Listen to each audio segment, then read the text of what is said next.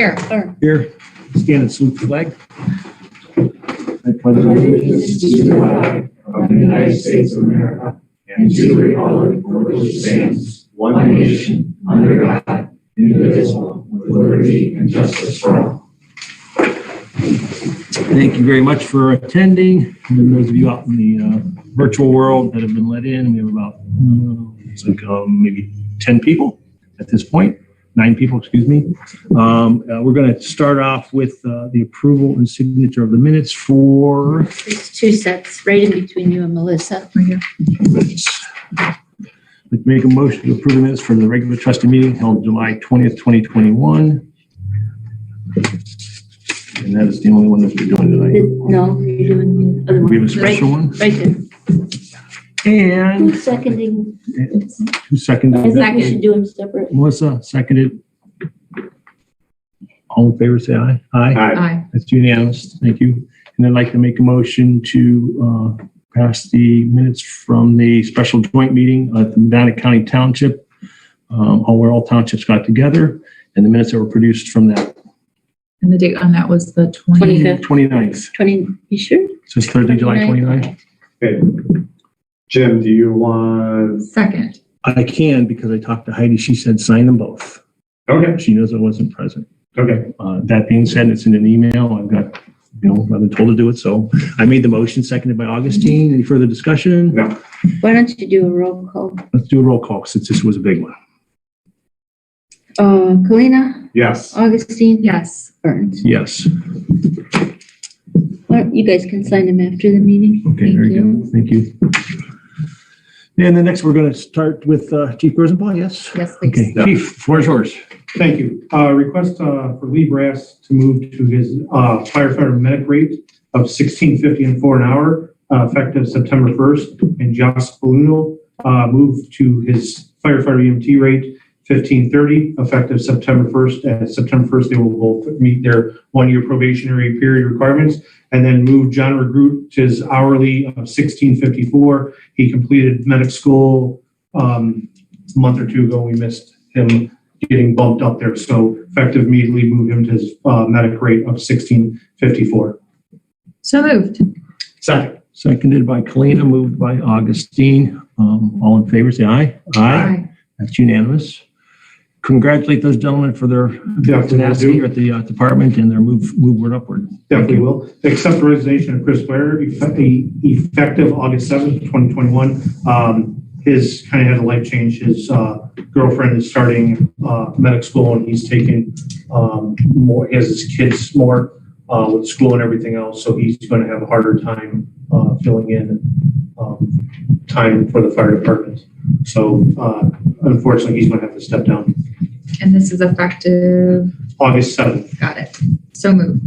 Second. Moved and seconded by Augustine and Kalina, respectively. All in favor, say aye. Aye. I have 2 items not on you that I handed before the meeting. One is we're looking to get new. Actually, we don't have garden hose reels for the garden hose just sit on the bay floor, so we're trying to make them look a little bit better and easier to put away and roll out. So I like to make appropriations through Gempler outlets to purchase 2 Revolution wall mount rotating hose reels at a cost of $126.99 for a total of $253.98. Is there a shipping price for this? When I looked it up yesterday, it looked like because we were spending so much, it was going to be free. You want to do an amount not to? Yeah, can I do That's what I was gonna $275 not to? How many are you buying? 2 of them. 2. So let's just to be safe. I'm thinking 275 total. Not to exceed 275. Not to Cover any exceed possible 275. shipping requirements. So moved. I'll second that. Thank you. Moved and seconded by Augustine and Kalina, respectively. All in favor, say aye. Aye. Aye. Aye. That is unanimous. Thank you. The next is, as you remember, I believe last meeting, we had to do emergency repair to 2 tires on tanker 32. And I said the other tires would be needing to get swapped out. So I got the quote in front of you. So I'd like to make a motion to purchase 2 tires and have them installed through Goodyear up in Brunswick at a cost of $1,179.34. These are replacing 19-year-old tires. So moved. Second. Those are old tires, chief. Yes, they are. That's Yes, great. they are. Moved by Augustine, seconded by Kalina. Any further discussion, trustees? All in favor, say aye. Aye. Aye. Aye. Okay. The only thing, we are going to be doing a vehicle, school supply for Hinckley Elementary. I don't have the date yet and details. We're trying to get some, other activities like a food truck or something like that to draw people out. But it will be, all the donations will go to the, Hinckley Elementary here in our community. And the reason that we're doing Hinckley Elementary is because Brunswick holds one for the Brunswick Elementary. Yeah, they had a massive one this weekend, which was awesome to see for over there. So Thank we you for will be that. doing one for the elementary school. Okay, and have you been in contact with the school about that? We have not yet. I'm going to be Okay. reaching out this week once my wife sets the date, because she's kind of spearheading this through the association. Please thank her for us. I will do that. Okay, and then under me, before you go, we have the conversation about fire wages. You met with all three of the trustees with regard to this. Just to give the public some information, our firefighters really, and EMS really haven't had any type of increase in salary or wages in the past 3 years that I can find in our organizational minutes. Our current firefighter EMT basic rate is $15.30. We are not recommending changing that. Our firefighter EMT intermediate is $15.76 an hour. We are not recommending changing that. However, we see a huge disparity between our paramedic pay and local townships around us. Granger's paramedics make $18.05. Valley Cities make $18. Brunswick Hills makes $18.45, and Seville makes $19.50 an hour, where our paramedics in Hinckley are paid $16.54. That's quite a disparity. So we are recommending that the medics now be paid $18 an hour. And with that said, we would like to bump our lieutenants to $18.75. They currently make $18.21. And we'd also like to bump our chief engineer medical officer to $18.25 because they are medics as well. So that would just be an increase of 25 cents an hour. And our fire inspector would be matched at $18.25, where they currently are paid $18.36. So that's actually a decrease. So wanted to touch base with the trustees. I know, like I said, you all met with Chief Rosenbaugh and see what your thoughts were. The way our fire department works, we have 2-man staffing. So there are 2 people on staff. We pay $10 an hour at night, so they don't get their full pay rate. That's eventually a goal of ours to give them full rate overnight, and to move to a 3-man staffing, and also look at starting to employ full-time members. So those are 3 of our goals for the future, but we have to do everything slowly to grow our department with the community. And current funding would not support some of the forward-thinking Correct. developments, correct? Yes, that is correct. And so there would have to be something in play to be able to afford Yep. full-time Yeah, firefighters. the first one on is just getting the wages. raises. Everything's going to be in Right. baby steps. We So- have lost significant members this year. Do you want to speak to that, Chief? Yeah, we've got, as I've talked in the past, the jobs of the fire service in Northeast Ohio are unbelievably open. Lateral transfers, cities aren't even giving tests anymore. They're just taking lateral transfers, and it's a wide open market. Cleveland Heights, which has 3 stations, very, very busy. They pay very well. They have 4 positions open. They've had 9 applicants. When I started 20 years ago, they would have probably almost 1,000 for that position. Parma Heights is doing lateral transfers for the first time. Maple Heights is doing lateral transfers, and they're not even getting guys to come in and take lateral transfers, and they're starting off at 55, 56,000 a year. The jobs are out there. We have to try and be competitive around, as Trustee Augustine said, with the surrounding ones. And short drives into Cuyahoga County departments are paying way even more than that. They're paying up to $25 an hour for part-time. So we have to try and do something in Medina County to be competitive to hold some of these. As she said, we're looking to do steps with it, is to get raises and then hopefully in the future bump up to the full pay around the clock, because I'm asking my guys to be away from their families another night, and most of them are working other full-time or other EMS departments where they are away. So And we have getting to paid full pay and be overnight. paid full pay. Yeah, they're being paid full pay around the clock. And then moving to the 3-man staffing is a big goal in the future, for the safety reasons of the public and of the guys, because 2 people, one driving, one in the back, can do very little for patient care. So to ensure the safety of everybody, the goal is to do that. But it's steps, as we said, baby steps. So the first is to start trying to do matching competitive wages for the paramedics, so that we can hopefully keep members for longer duration. And starting right now, my minimum for the members are 3 12-hour shifts a month. Next month, I'm going to be increasing it to 4 12-hour shifts per month, to have them be around more, and with the little bit of lower staffing right now, to cover some of that open shifts that we have. And how many staff members left this year? 9 have left this year to full-time jobs. Well, 9 have taken full-time jobs. We have kept some of them. Some of them have left. I think we lost 3 or 4 this year. Some have had to take leaves for multiple months because of their full-time job. And with the jobs opening, a lot of these young guys that we have, their end game is to find a full-time fire department. So I'm hoping that we can keep them long-term, but some people may only want one job and they'll be happy with that. So that's kind of the state of the fire department right now. We're hoping that if we can make the wages more competitive, that we won't be paying excessive fees for new hires that we encumber, such as, physicals and things of that nature. So I'll leave it to the trustees to further discuss, see if that you would support that increase for the fire department. Yeah, well, before we go there, this is a request to the public. If you know a young person coming out of high school, in college, looking for a career, the safety services need you. There's definitely a need pretty much anywhere in the country for firefighters, paramedics, and police officers. So, tap your nephew, your cousin, say, I've got a career for you, because it is a good career and it does pay well. The Career Center, it has a program where when you graduate, you come out as a firefighter level 2, which is the highest in the state of Ohio, and an EMT basic. They started that several years ago. I'm an instructor there, so I can, look through there and teach and hopefully recruit some members. And I teach at Trustee as well, the different high school academies and the adult ones. So I try and recruit from there as well. But when you go into Trustee, there's flyers all up for part-time jobs and full-time jobs that unfortunately we can't even compete against in payroll. But we are who we are, and we will make do, and we will get through everything, and grow as the community grows, and continue to serve with professionalism.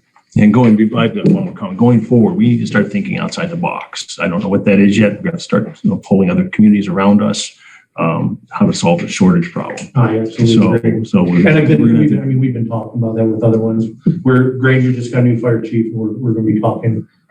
We have mutual aid agreements with everybody around us. So if we get a large call, departments are automatically called around us, or if we're on a call, other departments come in to assist with that, just like when we go into Brunswick to assist them when they're busy, or Granger, everything else. But yeah, that's all. Thank you. Thank you. Did you have anything to add, Trustee?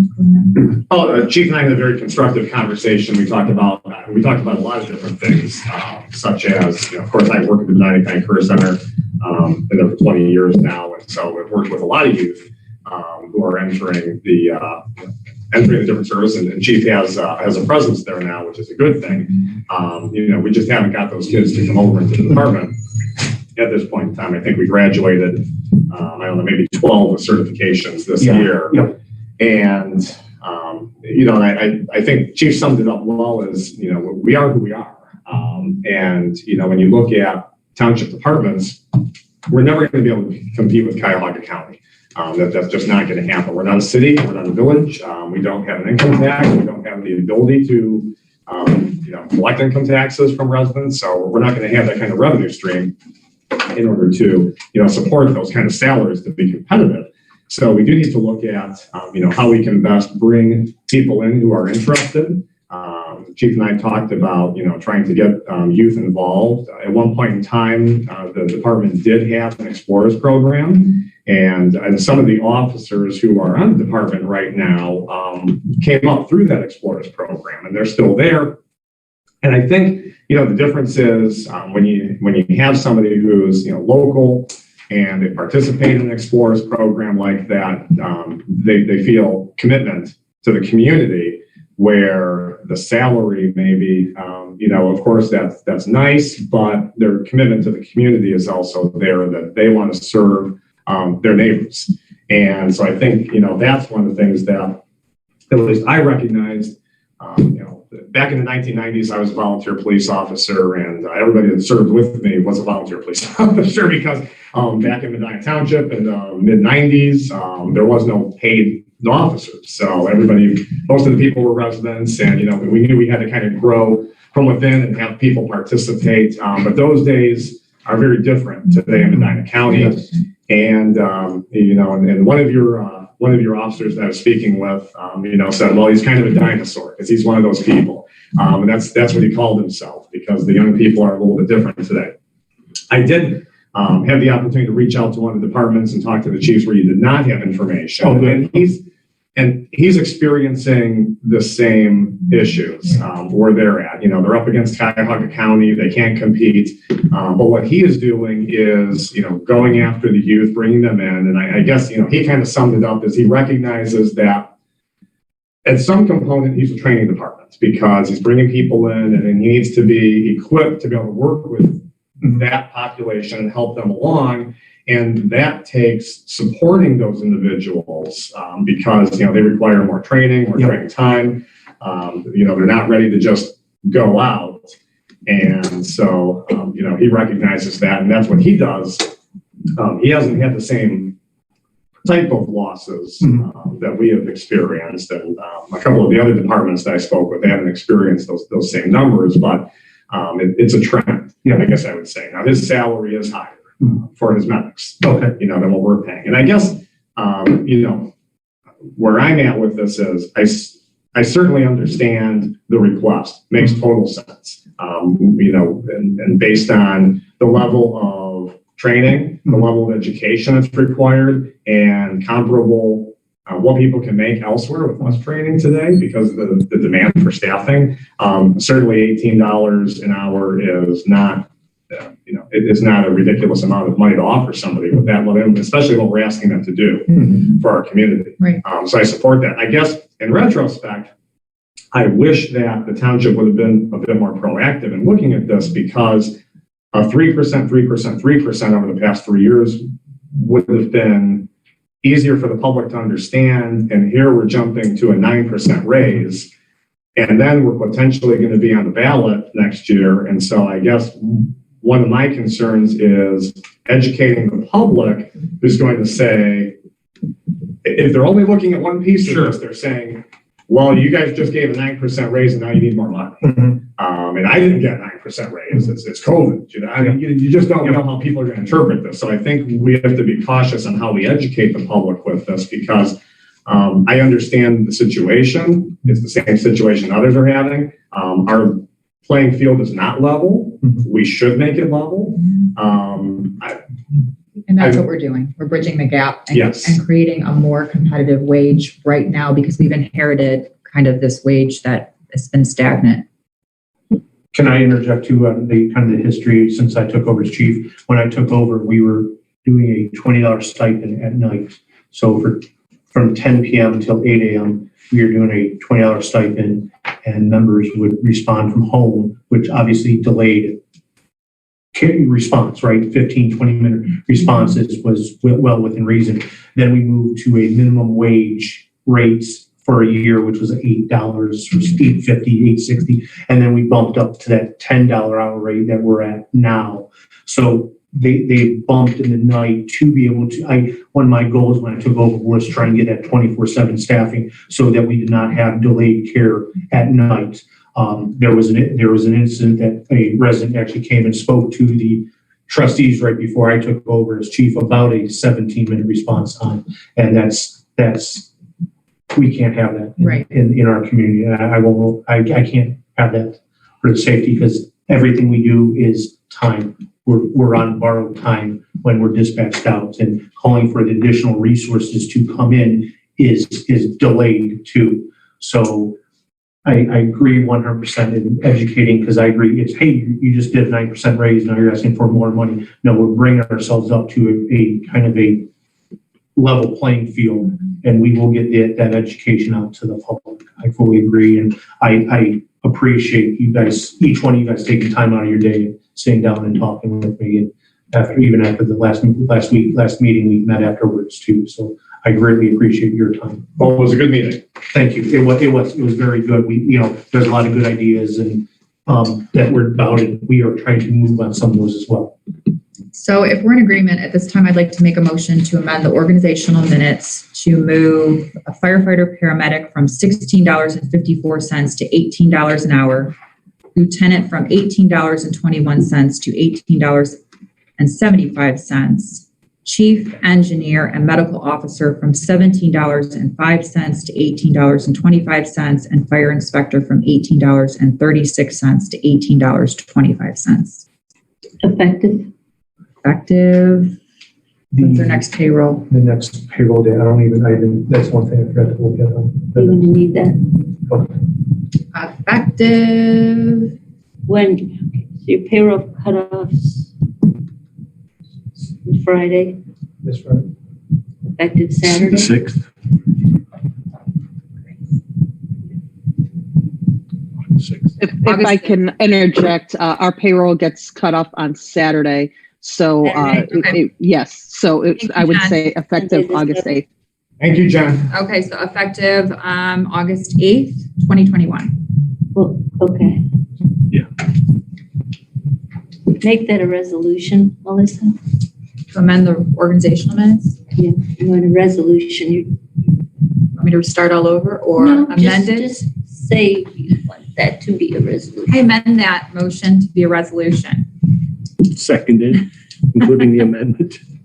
Okay, so we have a motion and a second, and just for the public's information, and Martha, if you would confirm this, as we're looking at our budget, because we haven't talked about what the total impact is to the budget, and the total impact to the budget would be $12,340. Is that correct, Chief?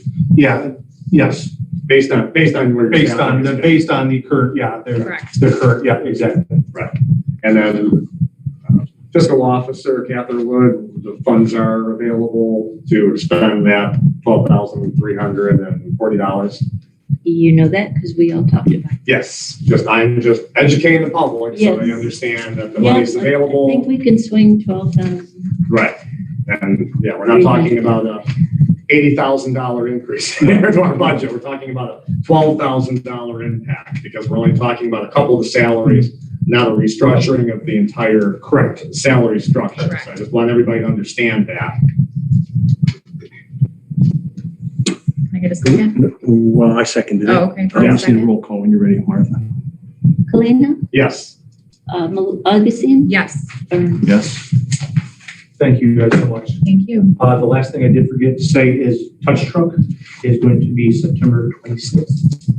We have a ice truck and a barbecue truck coming, along with all the other trucks and vehicles, everything else. And we will be doing since last year was COVID, we did not have it. We will be doing the wet down and push in ceremony of the fire engine that we took delivery of last July. So the public will be able to spray water onto the new fire engine, and the members of the fire department will push it in. Usually we do it when we first get the truck, but COVID threw a monkey wrench and all that. So we will be having that.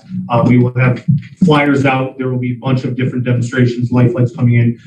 We will be doing the small burn house that we did last year as well. So come out and support the Touch Truck event. It's over 1,000 plus last time, I think, is what we It's estimated. terrific.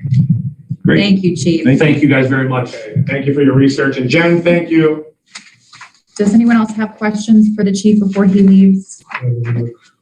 Very good, thank you. Thank you guys so much. Take care. Be safe. Thank you. Appreciate it. We'll talk next week about that. All right. I'm going to go back to the Yeah. police chief Settler. Chief Settler. I think I don't we're have going, anything. I think we have OHM. We're going to have a That's why I went conversation in about the because architect. I was saying he didn't have anything, so we're good.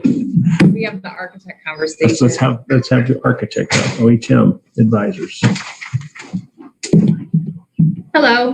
Please. Stand up here? Yes, please. Okay. Stay green light on that microphone Yes. and you're good to go. All right. Well, good evening, everyone. It's nice to see you all.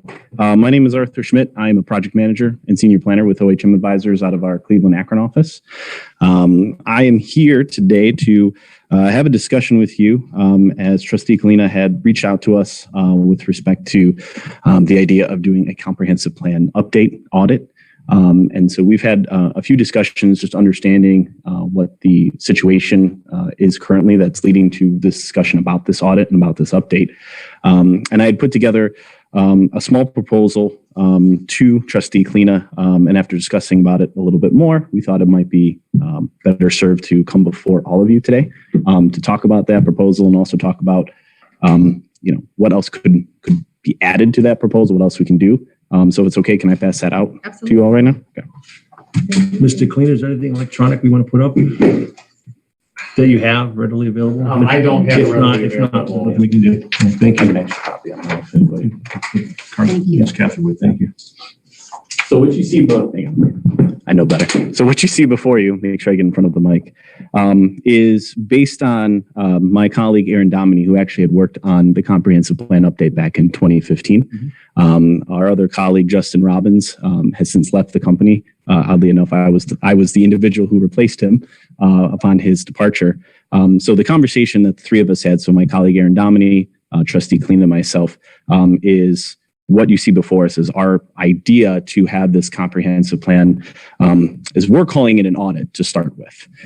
So what you're seeing before you is a three-step phase, which is first understanding, what are the conditions right now? And as you see in there, having a conversation of reviewing the existing comprehensive plan, having discussion over what are some of the recent developments that have been ongoing within the township since the comprehensive plan has been updated, so roughly about 2015, 2016, understanding what are some of the new key issues and opportunities that have been arising since that time, and then beginning to conduct kind of a workshop of such to solicit different feedback from the participants of kind of that discussion.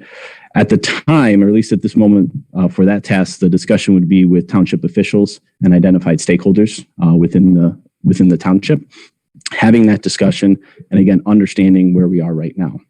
Kind of parallel to that task too is our team going back and reviewing our work from the comprehensive plan and seeing kind of where the parallels are, understanding based on the discussion we had with all the trustees and with the stakeholders, kind of where the disparities are, right? So where are the gaps, where are things that are missing, where are things that can be improved? And that's when we would kind of come back in that task 3 that you see there, understanding where are we going. Now, the reason our suggestion is to approach it as such is because we could build out a larger proposal that talks about, okay, once we know where we're going, what we need to do, this is how we would address that. This is how we could update it. This is how we could fix some of the issues that have arisen since that time. But we believe that this would be a better serve of time and dollars spent. First, to understand what are those issues. And then after we identify those issues, then begin to understand what are the steps needed to be taken in order to address those issues. Because just based on some of the conversations that we've had with Trustee Kalina and some of the things that we've read, I'm also a neighbor resident in the city of Brunswick, so I'm a stone's throw away over here. Some of the issues may not be comprehensive plan related. It could be items related to the zoning code or other elements within the township that may not be able to be fully addressed within the comprehensive plan. So our thought is, instead of kind of locking us into only looking at the comprehensive plan, what this would allow us to do is begin to identify the issues, have those discussions, and then figure out what is the right next step then to make those updates. Along with that is also the discussion of the level or how we want to engage with the public. As we were having a conversation with Trustee Kalina, if we wanted to do a statistically valid survey, the cost and the time involved with that, it's large. And so we don't know if that's necessarily the right step. We're not saying that shouldn't be done. We're just saying we don't know yet if that is the right step to take to incur that cost and incur that time to go through that process.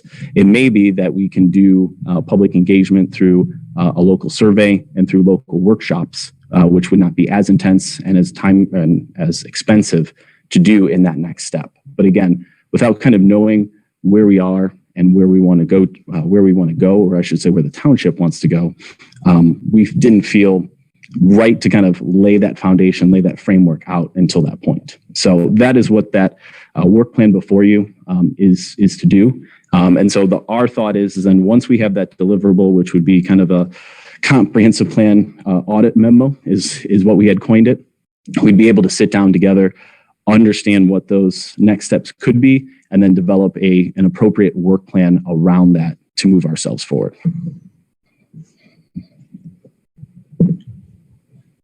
I like it.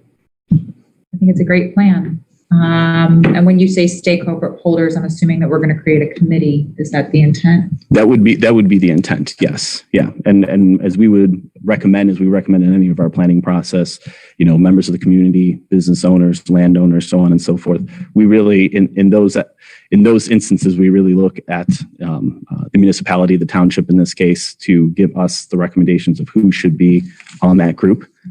Our recommendation is always, it's just kind of a widespread of individuals within the township in this case, and that we usually try to keep it to no more than maybe 10 or 12 individuals, because as you grow beyond 12 in those kind of small group settings, it just gets to be a little bit more difficult to keep the conversation rolling and keep it on point.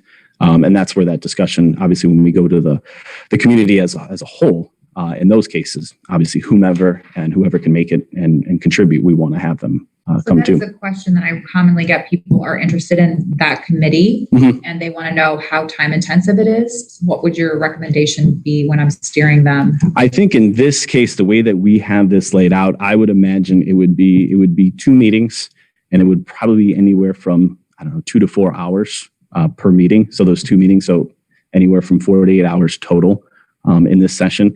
That first session is probably the most intense, because that's the one where we're, as the consultants, we're really coming in and saying, you talk to us, right? I want to hear from you. I want to understand from your perspective. I want to understand the issues that you see and the opportunities that you see. And really, we're just, it's almost like a therapy session in some ways, where we're just sitting there listening, and then we're asking questions to kind of facilitate additional conversation based on what we're hearing. And like I said, that with running parallel to that task 2 that I was mentioning, with us looking through the comprehensive plan, we take that feedback that we receive as part of task 1 and kind of align that with what we see, and again, see where those kind of disparities are. Okay. In 2014, we did this process for the entire comprehensive plan. We had a community, very large turnout. Yep. Do you have any statistical number of households? We have about 3,100 households in the community. How many are we going to want to see over there to have a valid feedback from a larger group of people? I know that when I was looking through, because we were having this conversation, Trustee Kalina, as well, when I was looking back at the plan, I think the plan, if I remember correctly, it indicated that it had somewhere between 500 and 1,000 participants through the workshop, is what the plan had stated. Okay. Our goal in a community of this size would still be in that 500 to 1,000 range. I will say, though, that the one benefit that's come out of the pandemic has been the ability to reach more individuals. And as we're doing right now, you have the meeting live on Zoom being recorded. So there are other methods that we can do to reach out to the public and make sure that individuals are aware.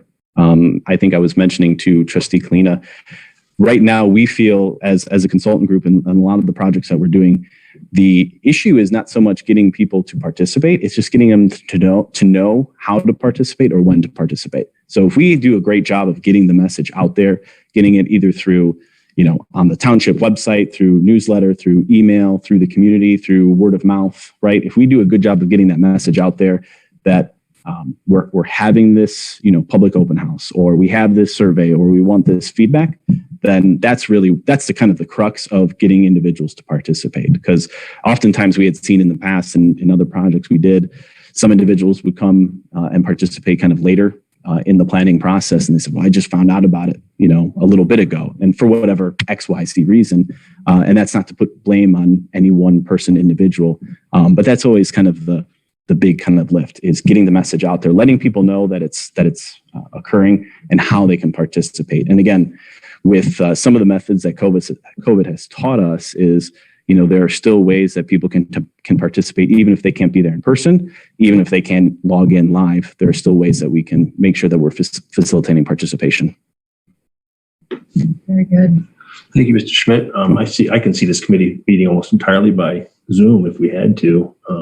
Looking at our current growth of COVID numbers, we might be there, but it could be done. PowerPoints are presented, ready to go, and people that are in the committee sit at home or sit where they want in their car and participate. I will say, Trustee Burns, if I can interject to that, it has been easier sometimes for scheduling purposes. I will say, doing some of our sessions and our engagement, completely online. It's just made it easier to find time in everyone's schedule. I mean, all of us are working jobs, have children, have 6-month-olds at home that have weird sleeping patterns right now, that just don't want to go to bed on time.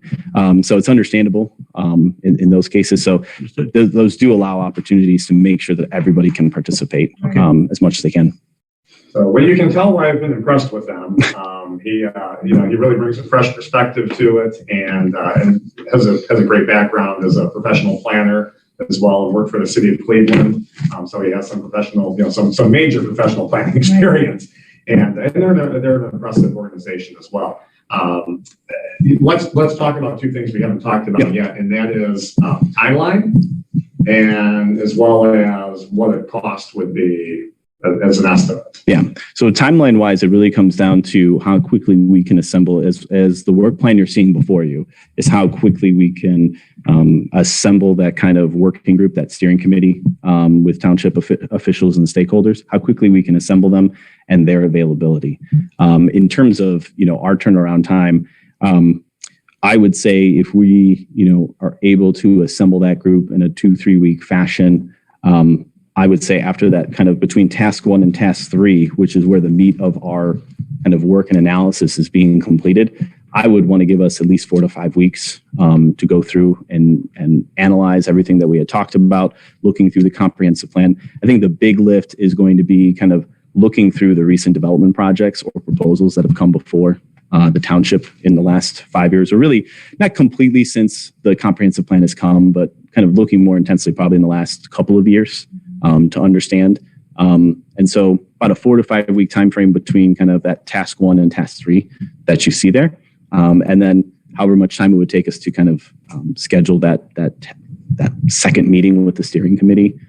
So we're probably, if we were to, let's say, get the official word to start, by the end of the week or beginning of next week, our goal would try to be to have that first meeting by the end of the month, maybe looking around Labor Day, sometime after the holiday. And then giving us the month of September, maybe the first week of October, to do all of our kind of analysis work and build that memorandum. And then coming back to that steering committee, either the second or third week of October. And then the plan would be from that, at that point, deciding, okay, what is it that we need to do? Because from what our conversations has been, again, it could be, updating aspects of the comprehensive plan or looking at specific areas of updating the comprehensive plan. It could be looking at updating components of the zoning ordinance and the zoning code that will really be most effective, right? So that's where we're at right now, is trying to understand what is the correct path to take. And then once we know what the correct path would take, that's when we would understand, okay, now we know how we need to engage with the community, with the residents of the township, and then we would know how we were going to kind of either update the comprehensive plan or understand what that final work plan is. Because just in my, again, as Trustee Kalina was mentioning, from my kind of fresh perspective coming into this, not having been involved in the 2015 comprehensive plan update, I could see it go either way, just based on just some of the discussions we've had and some of the investigation I've done. So we felt it would be a disservice to say, okay, we're going to do it exactly like this.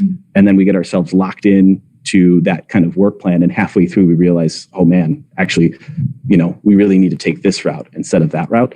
So that's why we kind of built this kind of what would be in a normal comprehensive plan proposal or planning process, kind of that first step or that first phase, maybe first phase and a half. And then once we understand that kind of back end phase 2 and 3 to finish everything off is what we would decide together and then move forward from there.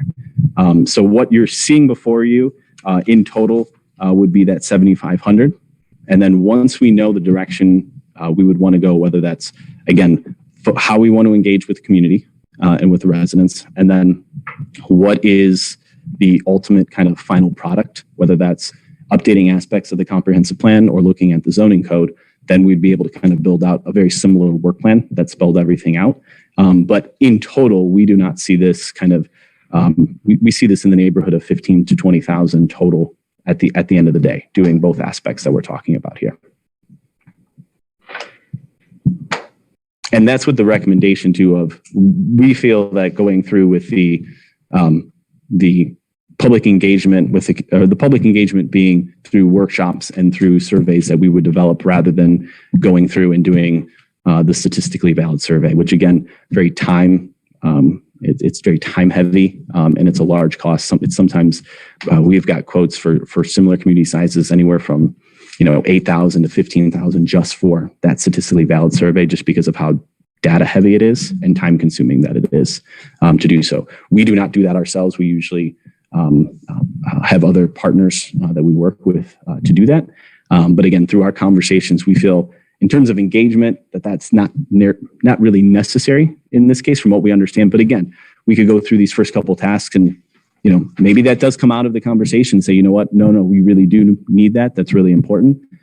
It's just my colleague Aaron and I's gut feeling that we feel through conducting some public workshops and doing some online surveys, maybe even paper surveys that we distribute through the community, that we can gather the feedback necessary to understand what are the right next steps that need to be taken.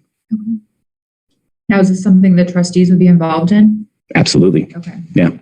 Have you had any conversation with people who are interested in a committee? Oh, yeah. I think we could. Well, 12 years ago. I think the herd decision would be who would be on the committee. Okay, I just want to make sure that Mr. you Schmidt, have had conversation. we may need to create a questionnaire so we get a diverse group of people. Like questions are, they're leading. We want to know where you stand on these positions. So we get some of these people and some of these people and some of these people so that we're not all in one group. Mine's pretty diverse. Okay, mine would not be, but I only have 3 people that approach me, but I would agree with that, Trustee Augustine. I think you probably have the most diverse list. I have a list. Okay, Yes. good. Yes, All right, I know fine. you've been. I've been creating it since I January. know you've been working on that. Arthur, let's talk about, because we're talking about expending tax dollars to do this. Our plan, the current plan is 6 years old. Typically, I've always been told, whether right or wrong, that you can look at those in a 10-year life cycle, but you can update them if there's impacts that have taken place, growth, developments, things of that nature, where you want to go back and revisit those. And that's obviously the discussion that we're having. But what would you predict would be, if we're making this investment, what do you now see the lifespan of that? Or because in my opinion, we wouldn't be talking about, 4 years from now, we got to go back to the table again. Would we be looking at a fresh product that's going to have a lifespan? Yeah, so my response to that would be, I agree. Typically, when we put together comprehensive plans, we look at it in the life cycle of 10 to 15 years is the typical life cycle that we look at it for. We view comprehensive plans as visionary plans, as kind of a blueprint. That's kind of the term we like to use as a blueprint. And I think in this case, because I wasn't, even though our company was involved with the process, I wasn't personally involved with it. I don't see it as we're completely revamping the comprehensive plan. I think that we, over this time span, since the comprehensive plan was adopted, there have been some things that have changed that weren't in the cards at that time. Through those discussions and just looking back at the plan and looking back at some of the notes and the conversations we've had, I think there was just some elements that weren't projected to occur that have occurred within the township. So I think I don't view it as completely revamping the entire comprehensive plan. We look at it as really like an audit of the comprehensive plan and looking at what are the elements within that comprehensive plan that have changed because existing conditions within the township or the type of development that has come in has just altered and shifted what was being projected at that time.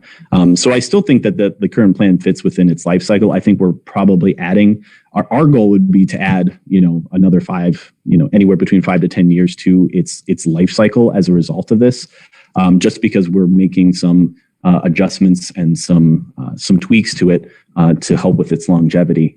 So I just see it as there were things that we just, did not project or that did not come up through the engagement or through the conversation. Maybe it did, but in terms of its priority, it was lower on the priority list, or it just wasn't as prevalent within the township. But now that has obviously since shifted. Because as you just pointed out, Trustee Kalina, you would not be having this conversation about this if those elements hadn't shifted the way that they have, where it's necessary to bring up the conversation. That also goes back to why we want to take this kind of step-by-step approach with this work plan, because there may be some elements of the comprehensive plan that we would want to tweak, but there may be elements of the zoning code that actually would help support what the goal is rather than the comprehensive plan. Because again, the comprehensive plan is that guide, it's that visionary document to help shape the community. The zoning code is that element that really regulates what's going on. So that's where, there might be something where the two aren't communicating well enough with each other, whether that's the zoning code to the comprehensive plan or the comprehensive plan to the zoning code. That's where we just don't know. So that's why the work plan that we had before you is to help us have that conversation and understand what that is. So that way, at the end of, that memo is going to say, we believe here are the tweaks we need to make. These are the next steps we need to do to update the comprehensive plan, and maybe these are the steps that we need to do to address maybe elements of the zoning code. We just don't know, or I would be speculating at this time to say it's one or the other. So, and we don't want to do that. We want to be able to go in and understand. Based on topic. Correct. Right. Correct. And I agree. There could be some things identified that we're not even thinking of. Correct. Right. There's some things that lend itself that, in the comprehensive plan, yes, we should update that because that'll help drive elements of certain development or non-development. And then there's certain elements that, it would be stronger or it would be better from a regulatory perspective that it's addressed within the zoning code as opposed to the comprehensive plan. Okay. Because I know that the two are supposed to be speaking to one another. And so there's just sometimes where there's lines, certain aspects where just one little line, if the amount of zoning code work that we do, I've learned from our legal friends, one little line can change the entire complexion of an entire, ordinance or entire section. So, and I've run in that in many fashions, both on both sides of the table too. So. Trustee Kalina, are you comfortable with where we're going to leave an audit memorandum and have that incorporated into the comprehensive plan that we currently have? Well, I thought it was a unique idea and a unique pathway and a unique way to look at it by doing an audit. How are we marrying the two, though? To it.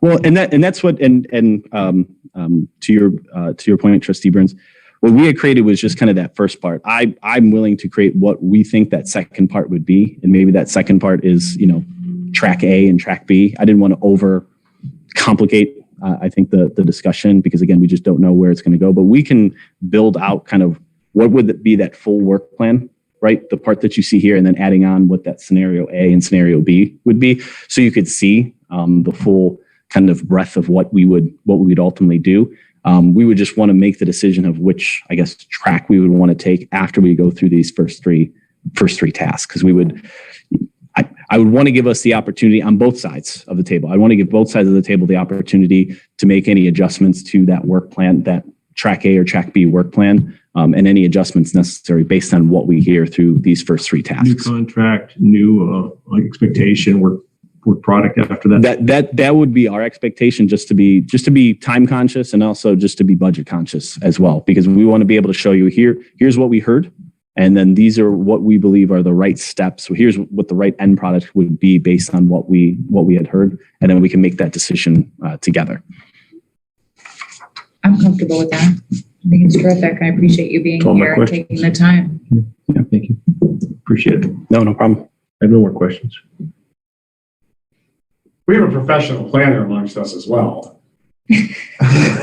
Our fiscal officer, she's a fiscal officer right now. She is a fiscal officer right now, but she also has a degree in planning. Listen, so- planners wear many, many hats. So many hats.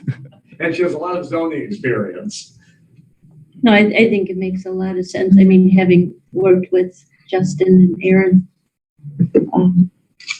there's things that could change in the next 5 months that an audit will be able to address rather than being in a full-scale Right. comprehensive plan update that then you're going to have to start over, Okay. do a lot more time on. So I would certainly think that this is a very good approach. I mean, that's the flexibility it gives. I mean, it gives the flexibility to understand. I mean, I just based on the conversations that we have and what I've seen, I don't, the possibility is there that maybe we don't do anything. I don't know if that's necessarily true in this case, but it gives that opportunity. Maybe no, there isn't anything that we need to do. But then it gives us the flexibility of having the discussion. Okay, this is what we need to do. Or here is the path that we need to take without kind of having this larger discussion here at the beginning, because this is a little bit different. You know, if we were, to Trustee Kalina's point earlier, if, we were at that 10-year mark or 10 plus year mark, then maybe the discussion would be, no, let's dive into updating the complete comprehensive plan from beginning to end. But I think because we're at the year mark that we're at, and I think given the certain conditions that have been going on and conversations that have been had, Aaron and I felt that kind of doing this audit first was most appropriate. And just being conscious of budget, time, sensitivity, all those factors, as opposed to coming to you with a full-blown, phase 1 through 4 approach and saying, this is what we're going to do. And then showing you, hey, this is what that end product is going to be. And then, we get through what would be, like I said before, this task 1, 2, and 3 would be our kind of typical phase 1 approach in a comprehensive plan. As opposed to us going through this phase 1 and then coming in and saying, okay, wait, now I think we need to shift what that end product or that final deliverable may be. So again, it just gives, I think, everyone at the table some flexibility and make sure that at the end of this, we know what our path forward could be. The process back in 2014, because it had been so long since the plan had been updated, it was primarily looking at land use. There have been moderate changes, nothing significant. I think the last 7 years have been a lot more significant land use wise, but I think mostly there's been a demographic change in the township, and that's where the approach that Aaron and Arthur are looking at, I think that is far more important than looking at land use at this point. I hate to say, but there's some significant cultural and demographic changes in the township, and those have to be weighed into this approach. So really unique perspective. Mhm. The really There's good. been a lot of change in the last 6 years in that way also. It has to be a reflection of the community. There's also been a big change just in our region within the last 6 years, quite frankly. A lot of migration in Mhm. to the county, to Hinckley, Yep. to adjacent areas, a lot of, growth issues. Yeah, my family and I are one of those coming from Parma into Brunswick, Right. looking for that middle point between Akron and Cleveland, where both my wife and I work respectively. So, and not to diminish it too, but obviously even just as recent with the COVID-19 pandemic, the way people are not only moving, but how they're working. It may not change for every single individual, but for some, and we've talked about this in other communities that we've worked with, even before the pandemic, a lot of individuals were choosing where they lived first and not based on where they worked. It was opposite of what I guess my wife and I were doing. I mean, we were looking based on where we needed to work and finding that middle ground. And it just so happened, it was like Brunswick, 30 minutes each, or, roughly 30 minutes each way for both of us, but it's shifting now that individuals, regardless of where they're working, whether they're working in, Summit County, Lorain County, Lake County, Cuyahoga County, they're looking at where they want to live first, and they'll deal with, the commute, the traffic, where they're going to work later. So that plays a big role into it as well. Very good. Any other questions? Okay, and Martha, my only last question for you is, obviously to me, it makes the most sense if we're working with a company to work with the company that we had originally worked with. I mean, that just makes sense. Is there any issue with, okay. No. Want a motion? Your only issue you need to decide is how you would want this appropriated. Do you want to do, if you decide to move forward, do you want to do like half out of the general fund, half out of zoning, or how do you want to do the front end out of general fund, the back end out of zoning? I mean, that's the only consideration, I think, before you move forward. It doesn't matter to me. That you'll need to specify that. Okay, how are we right now regarding, I think we're fine. Either you could split it, you could one or the other, it doesn't matter. okay, if we went 50-50 right now? That's what I'd recommend. I think that would be appropriate. So, And what I can do too is, obviously, this just being a draft, I can update this and get a more formal copy. Oh, no, I don't need anything. It's just how he makes a motion Okay. as to what fund it's going to come out of. I thought you'd say you're going to give us 10% off. $37.50? If I had that authority. general, we're fine. Yeah, we're fine. We're good. We're fine. I can move salaries out of there. Okay. It's fine.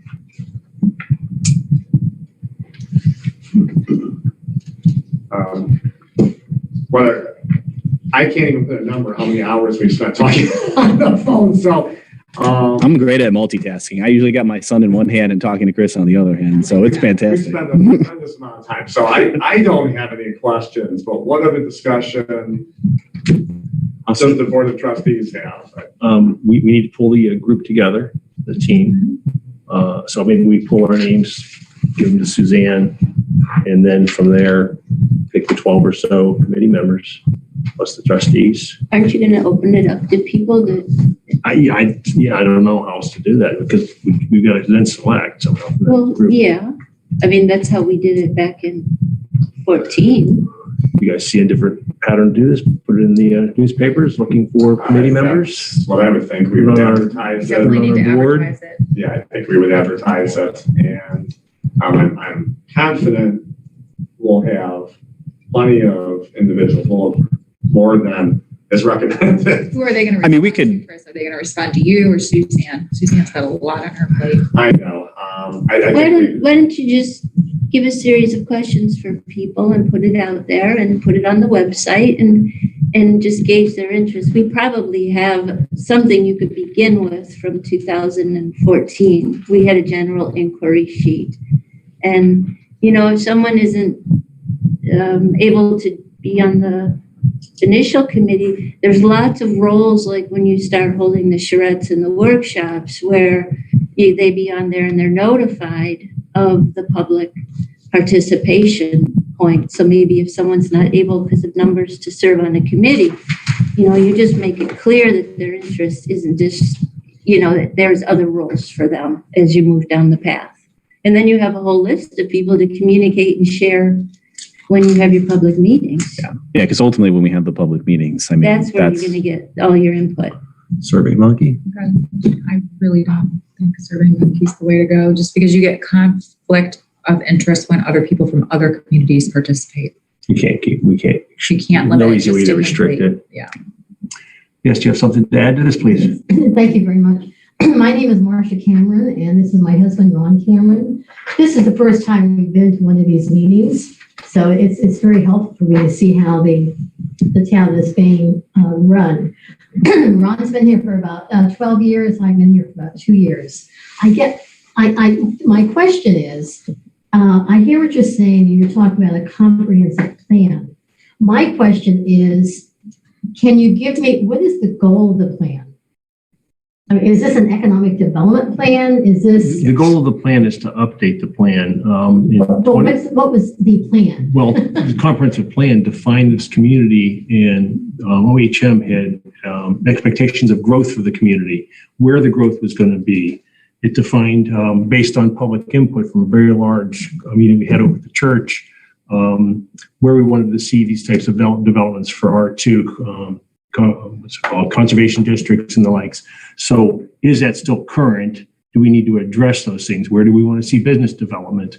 Most of that was on that western border up there on the West 130th corridor. Has any of that changed? So this is in effect looking at, is that still a current way we want to see this township develop if we can control it? So in essence, it's a comprehensive economic development plan or a comprehensive growth plan. I wouldn't say it's an Why economic don't you plan. let Arthur answer Yeah, that? it's, so is when you were I asking, think it'd be very helpful. yeah, when you were asking that question, We do them every I 10 came from years. Cuyahoga County. Yeah, we do them every 10 years, but we're bumping this one up a little sooner Yeah, because we've but I had think scene for change. someone new coming in, and clearly I'm new to the community and first time here tonight and hearing this, Welcome. I just need to have a little better understanding as to exactly what the goal of the plan is, because a comprehensive plan can mean anything. oh yeah, You can see it on the website, our township website. Look at it, it's there. It's how many pages is it, guys? 80 something? Yeah, It's a but the little idea over is 100 not pages, to little look over at 100 it pages. On the website, the idea is to be very specific as to what you are calling this plan. I mean, what is it? What's the goal of it?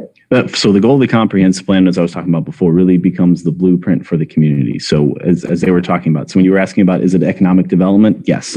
Is it about land use? Yes. Is it about zoning? Absolutely. Is it about looking at the current and future demographics of the township? Yes. So it really is the collection of all of those different elements. And what it's trying to do is trying to point the trustees, trying to point the township officials in the direction where, as new proposals are coming in, whether that's for residential development, whether that's for commercial development, where that's going, where that should go, how that should look, and how that affects the area, the township as a whole. So it becomes that visionary document for the township officials to use as development proposals come in, whether that's single family, large residential complexes, commercial, so on and so forth. Okay, so perhaps it's a comprehensive 5-year vision plan for Hinckley. Correct. That way then people can understand that. But it's steered by the people, it's steered by you. So that's Oh, the I most understand important that. component. They usually are. Mhm. I've Yeah, so done what is our work vision? in this area. What's the vision for the community? That's, So it's a comprehensive vision plan, 5-year vision plan. Yeah.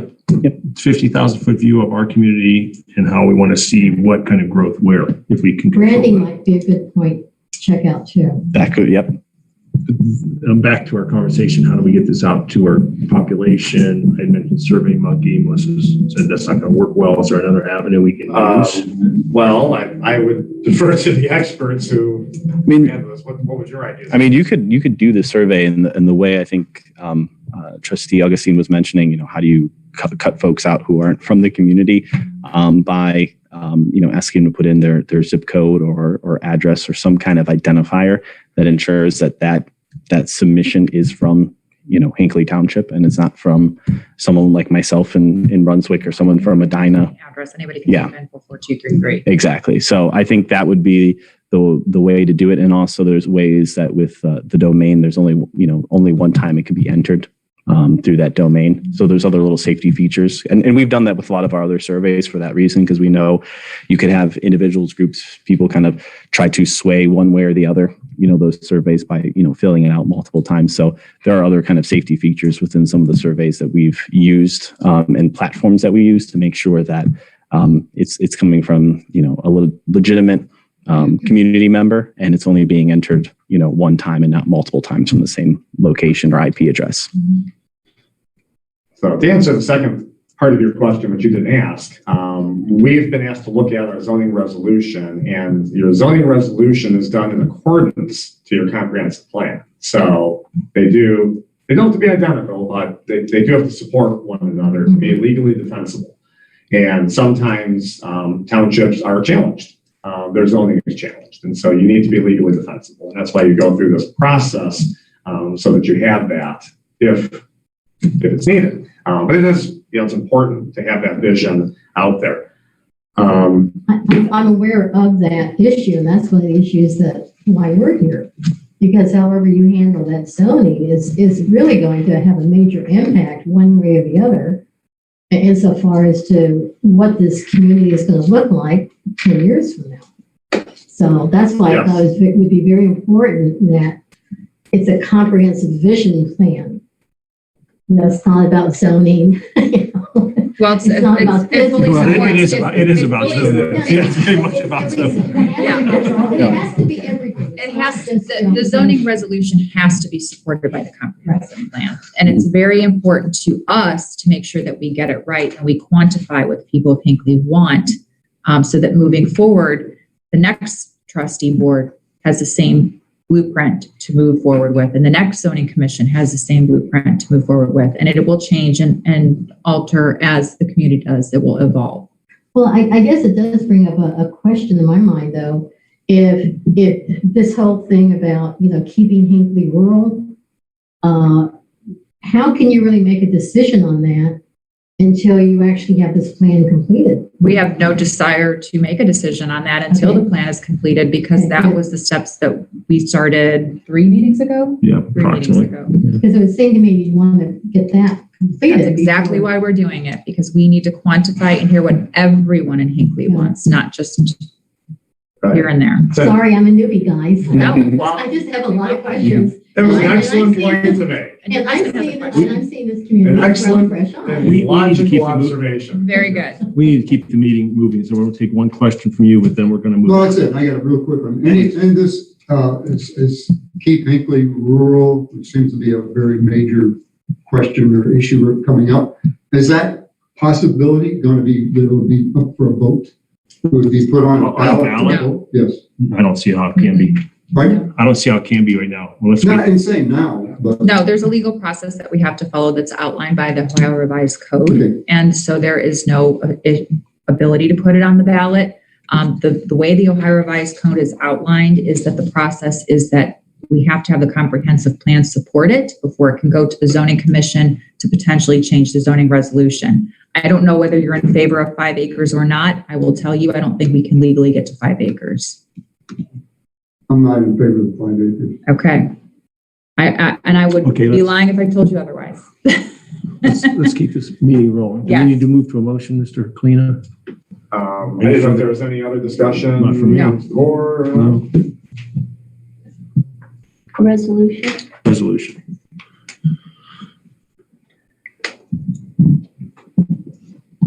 okay, and then I will make a resolution to employ OHM advisors to conduct a Hinckley Township comprehensive plan audit at a cost not to exceed $7,500. And, And you want that to come out of the? yeah, 50% from zoning and 50% from general. Do you want just the first 7,500 to come out of one? Whatever you guys want to do. Doesn't matter to me. Just 50. All right. It's accounting easy. Computer. How are You know what? Yeah, just take it out of general fund. Okay. That'll just keep it simple for now. Second. I will amend my resolution The second. No reason to Seconded, seconded complicate it. again. to Thank you, just indicate the Arthur. general. Thank you. Seconded by Augustine. Let's have a roll call when you're ready. Kalina, Yes. Augustine? Yes, Or Yes. Thank you all for your Thank time. you. Appreciate it. we Appreciate it. look forward to working with you. Yeah, same. And I'll provide an update to Take care. that proposal for you guys. Yes. Great. Okay, and then I know we'll end up, you'll send the contracts to the Board of Trustees. Yes. Chief. And, okay. Thank Thank you for coming in and thank you for doing an excellent job explaining your proposal. Thank you guys. Greatly appreciate it. Thank you. Have a good night, everyone. Thank you. It's under me, but Oh, that's why I don't see it. Chief Setner, you're up, please. You've been up 3 times. this is your actual time.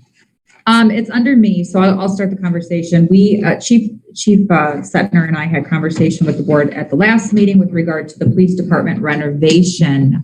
We've looked at 2 different options. We looked at a addition to the current police building, which is behind you, or a potential renovation to this building. It's our understanding that if we did an addition to that building, it would probably last us about 25 years, where if we came in here and did a complete renovation of this building, it would be probably last us another 50 years. The reason we need to make this decision and determine which direction we're going is because it's going to determine which architect we're working with. And so we can move forward with contracts and things of that nature. And the reason I say that is because we had one set of architects that were specific to police experience, and they could come into this building and make this a police station with their eyes closed. The other architect whose design we loved, could do an addition on that building, lickety split. And it's just a design that we really, really fell in love with. So we spoke last week about Damaker doing the renovation here for a 50-year plan versus La Bella doing an addition to the current building for about a 25-year plan. And those are estimates, guesstimates. Chief, did you want anything since you've been sitting there so patiently? Thank you. My preference is to add on to the current building. The community's vision for this building was for the old fire station to become a community center at some point in the future. We've built a septic system to accommodate that vision within the last few months. I've run some numbers out from 2010 to 2019 on new home starts here in the township and pushing that out another 10 years. How many officers will the police department need over the next decade? And I'm very comfortable with saying that an addition on that building will carry the police department for the next 25 years without too much of a question. Even with adding staff up to recommended levels, which we are currently considerably below per 1,000 residents, I'm comfortable with that, carrying the township well into the future. And who knows where anybody will be in 25 years. I don't think we can. That's really. That's the crux of this for me. Where are we going to be in 25 years? I don't know. Yeah. I'll be 83 years old, so It's a lot. I'm still Yeah. around. We'll be I in guess Florida. I'll come back and take a look at things. But there's a number of things with doing this building that concern me. How we move vehicles in and out, the elevation of the changes within the building. What are we going to get into when they start digging and tearing floors out to make those renovations? I think the addition onto the current police department is much more seamless. That building was designed for an addition to go off the back of that building at some point when it was built. I just think that's our best option at this point. 25 years down the road, I couldn't even begin to guess where the township will be. The comprehensive plan. We've been averaging from 2010 to 2019, we've averaged 28 new homes a year in the township. And pushing that out, to 2029, where does that take our population? Probably somewhere in the 11 to 12,000 range, maybe. Who knows? A lot of that just depends on a lot of factors that I can't even begin to predict. But I do know that an addition on that building, as Labella designed it, will accommodate the police department, in my opinion, for at least that period of time. And I agree with you, and I like the design that Labella presented. It would open up that police station. It would be much more amenable for work as well as open, for the public.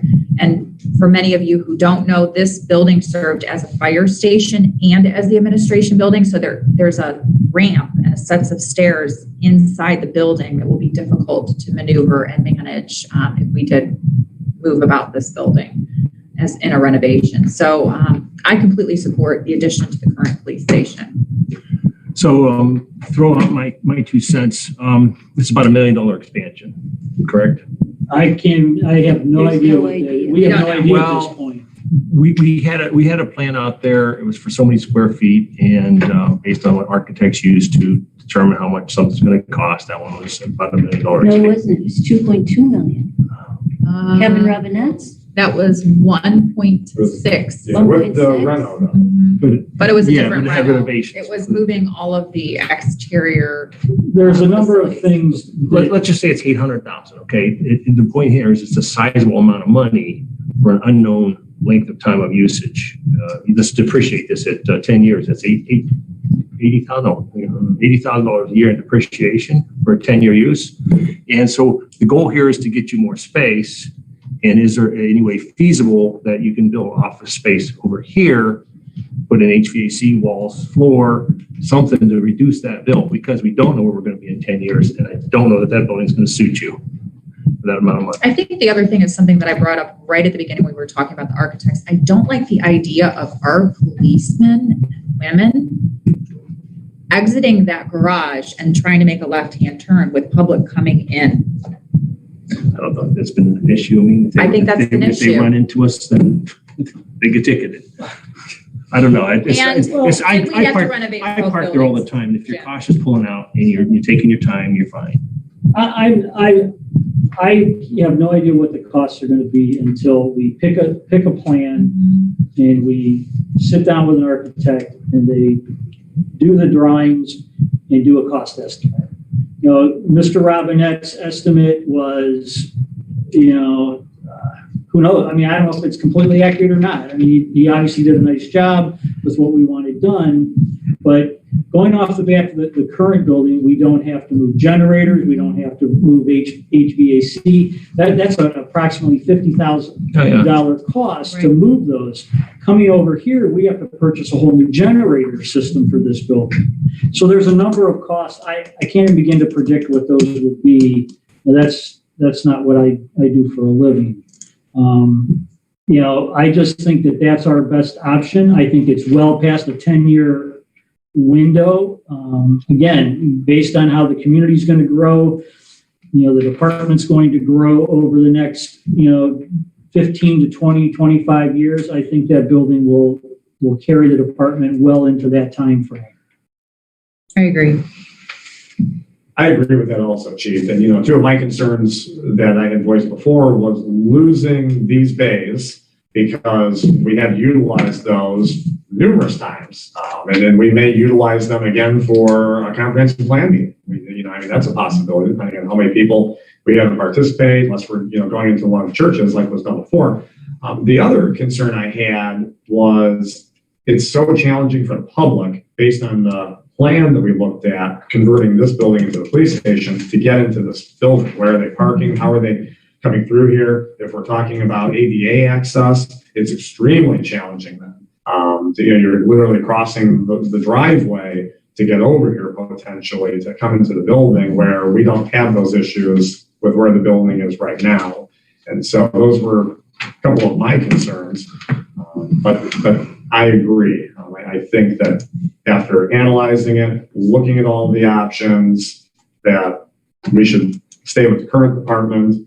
I spent time with you over the department. You shared the department with me. I've looked at it, and it does seem to lend itself to the plan that was presented to us with putting the addition on it, and that would give you the additional space that's needed. And of course, we don't really know how long, we don't know what that growth projection is going to look like. There's so many factors that influence that. Do we need a motion? Where are you guys at? What are you going to do? I think we're in agreement to move forward with the addition to the current building. With whom? Probably Labella. They had the best concept, in my opinion. Do you? Well, we can get a price from Labella. Find We out can't who get the- a price. No, when need- you hire them, you'll be able to get a price Yeah. from them. Well, we have No, to. you're not. we have You're to- not going to get a price until you get a drawing. So here's the process is you sit down, Chief Sentner sits down, a lot more detail than the concept plan that was Right. presented to you. And then you're going to start tweaking. They're going to give you a very detailed, multiple pages of all the different components of the project, what their estimated cost is. What their estimated cost is going to differ from when you actually bid the project out. So all they can give you is their best estimate of all these different components, the construction, the materials, et cetera, utilities. And then they're going to prepare the bid documents, and then you're going to put the bid out to contractors. And the price could be entirely different because what happened with the fire station is the architect bid it too low and no one was able, we had to rebid it again at a higher price, or we had to take some things out because the contractors just came in, the cost of the project was too high. And during that period of that give and take, and you want X, but as the numbers start coming in, you may have to decide on R or S here. Things start coming out. Modifications are made before you prepare that final bid. So you're going to have a lot of opportunity to take in, pull out, defer. That's why some of the things come up with the fire station where Jess will say, we have to add this, we have to add it. Well, that was all part of that process where There was a very detailed list that Chief Potts had of what we couldn't do now because of the resources, but they were all going to be done in future years with future revenue. Right. So that's the process. You're not going to get a number for a long time, Jim. There's going to be a lot of meetings, a lot of back and forth. The first thing we need to do is negotiate our terms in the contract with them. And you're leaning towards Labella?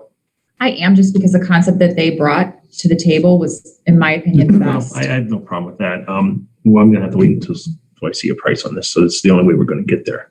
You can't. Well, the only way we're gonna get there is to hire Labella and then work the process. okay, So I I'm can't go sorry. any I thought further you were- until Labella looks at this project. So you agree with Labella? I do. Oh, I absolutely agree. Okay. We're looking at that plan. Very good. So do I need a motion, Martha? Because You we're not, need are you hiring Labella? I We- guess I'm trying to I understand have what you're doing. to reach out to them first and get the contract Well, and then negotiate. you're not making any We motion. can- That's what I thought. I just want to make sure I have a decision tonight. Thank you. Okay. Well, wait a minute, what? Just Right. which direction we're going and who we're going to be working with. Okay, so this isn't a conversation you have with Labella. You guys have to decide, unless you bring them back in again, where all of you meet. You've all met with all the Right. architects. Right. But we don't have to bring them back in until the contract is gone through legal. And we have to then negotiate the terms of the contract as far as payment. Are what you percentage. asking Labella to submit a contract for consideration? Yes. Then make a resolution where you're all voting on it to request Labella submit a contract for review. For the addition for the Hinckley Township Police Yes. addition. So moved. So moved. Okay. Second. Any further? Do you understand where I'm going with Teamwork, this? When- yes. Yeah, there's Painfully, yes. too much gray I know. in We gotta get it that. done. Okay? And we're not in any hurry to get this done, but we at least need to start the process because we know the costs of products right now It's a are process. It will be very, a process. very high. Been seconded. We're gonna have to vote here when Ms. Catherine's Resolution. ready. Okay. Kalina, Yes. Augustine? Yes. Or- Yes. Thank you, Chief. I would respectfully ask to be excused. Does anyone if, from the any- audience have any questions for Chief Setner before he departs? Not a question, I just say, you did your homework. You know, I can Well, tell. we all have. Well, Yeah. Thank no, you. but you, I appreciate that. Thank you. no, you're living and breathing it. That's your job, that's your position, that's your area. You see what it needs to be done. So, I mean, and I can tell by everything that you're saying, you've given this a lot of thought. So I'm just saying, I agree with what you were saying and the Well, fact that it's- you're, Yeah, I Well couldn't have abreast done it of without the board and you're Martha well abreast and of the everybody's situation, input. so- So, but thank you. I appreciate that. Anyone else? Gordon? Thank you, We're Chief. good? Thank you. You're excused. Thank you. Have a great evening. You too. Thank you, you as well. Mr. Bahari, Service Department. Mr. Bahari, thank you for being patient. No problem.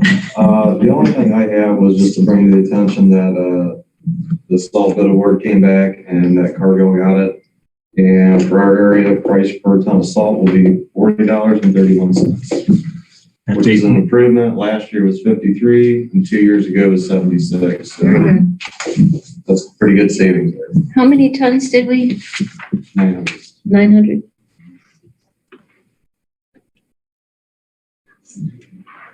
Well, that's good news. Okay, so you need to make a resolution approving Cargill as your supplier at that price for not to exceed 10%. 990. 990 tons. So moved. You want to make a resolution? I'd like to make a motion for resolution to I'm gonna award ask for salt double pay for contract it. to Then I don't know Cargill what you make. Incorporated at a price of $40.31 per ton for road salt for 990 tons maximum for the 21-22 winter season. I'll second that. So you're authorizing contracted with Cargill at a price of 40.31. Seconded by Kalina. Any further discussion, trustees?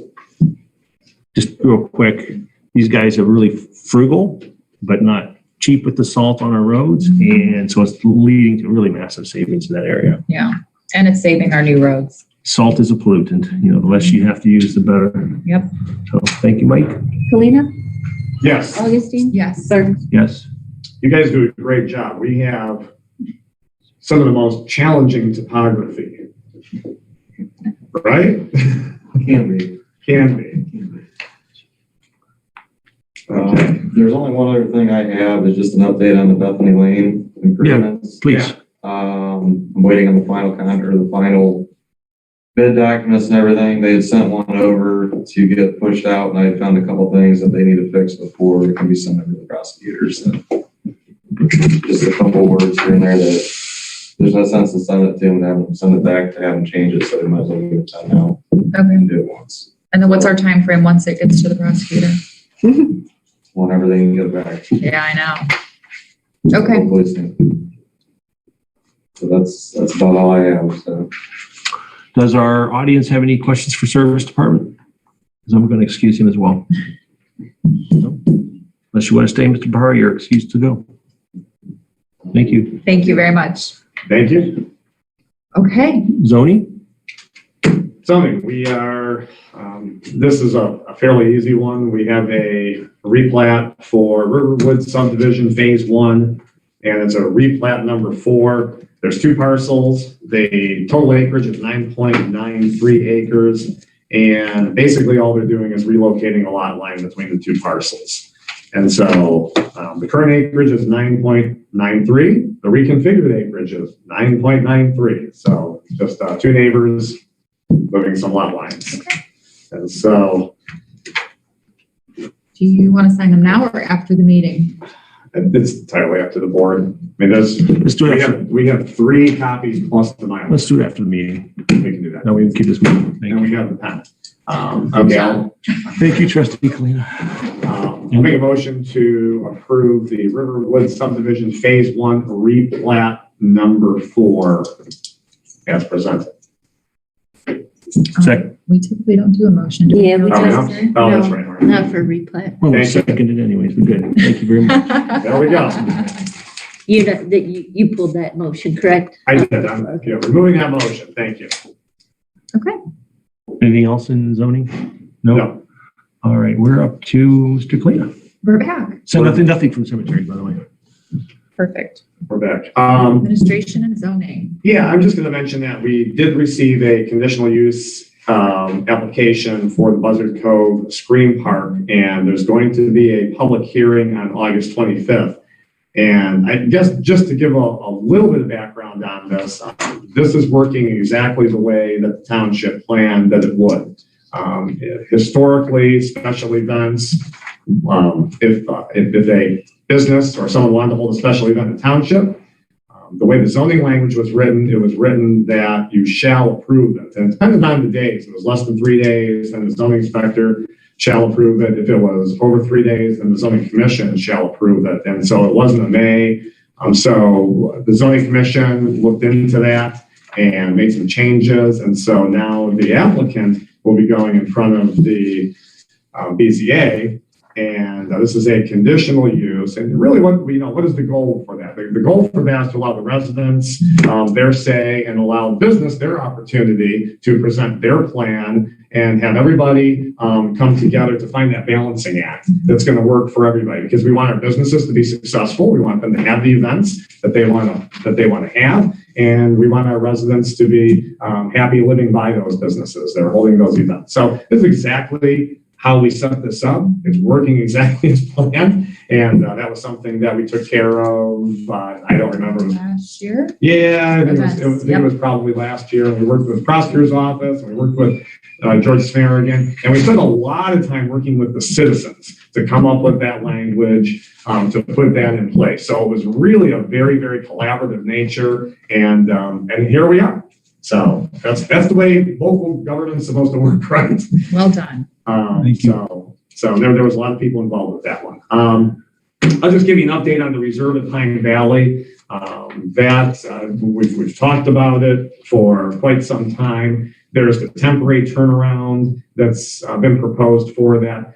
We finally have the bond from them, and we have the approval for the temporary turnaround. The county engineer has looked at that. They had no issues with that. And so where we're at in the big picture is this is going to Planning Commission tomorrow. It is going before the Zoning Commission on Thursday. Which components, Mr. Cleanup? This is only phase one. So this is just the very first phase that includes that temporary turnaround. And then that'll come before this board on our next meeting, which I think is the 17th. So we will officially vote on that, but it has a couple of steps along the way, but we're moving towards that. So I just wanted to provide you with an update on that. And Thank you very much. the last item is, I hold, which I have to give Trustee Augustine credit for, starting zoning staffing meetings. So we hold kind of regular zoning department meetings, which is our zoning inspector, our assistant zoning inspector, which a lot of people don't know we even have an assistant zoning inspector in township, but we have kind of a contract individual that works for us on an as-needed basis. And then Suzanne Peterlin, who is our clerk.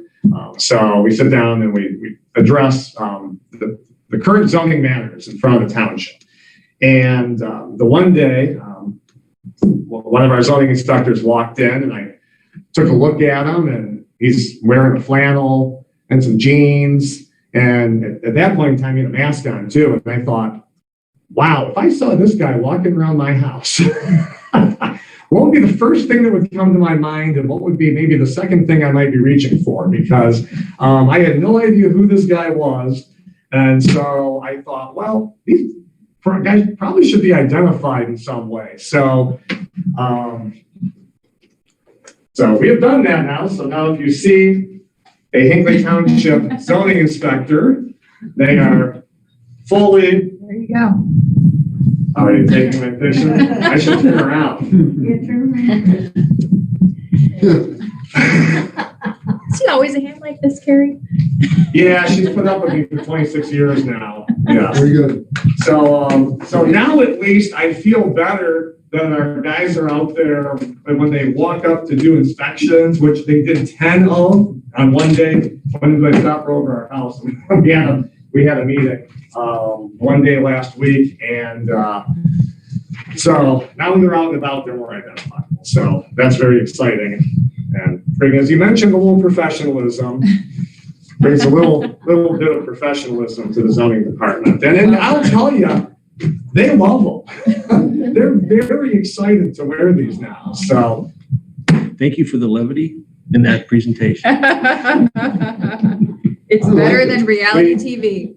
we ordered 3, so you never know when somebody else might need one. And appreciate our local resident, Allison Kuzma, helping us with the design Yes. and helping us with the price on those as well. So she was very, very helpful and even did a redesign when I asked to make sure it was on both sides. So Thank you. thank Well you. done. Appreciate it. Trustee Augustine. All right, I'm going to try to be speedy, but I've got a bunch that I added at the end. It's not on the agenda, so bear with me. My first thing is a motion not to exceed $135 to purchase 7 6x6x8 timbers at Home Depot for $17 each on behalf of the Hinckley Garden Club as they are finishing the project at the Historical Society building. Seconded. And the service department's gonna pick these up? That's a good Yes. question. I'll probably have the service department pick them up after I pay for them because I'm going to go Well, pay for we them. have an They have account. a at Oh, Home Depot. perfect. So we'll just have the service. We'll department. have it done on the service And department. Mike will write, the garden, the general fund on. How Perfect. much leeway do you have in your cost not to exceed? Do you have an idea?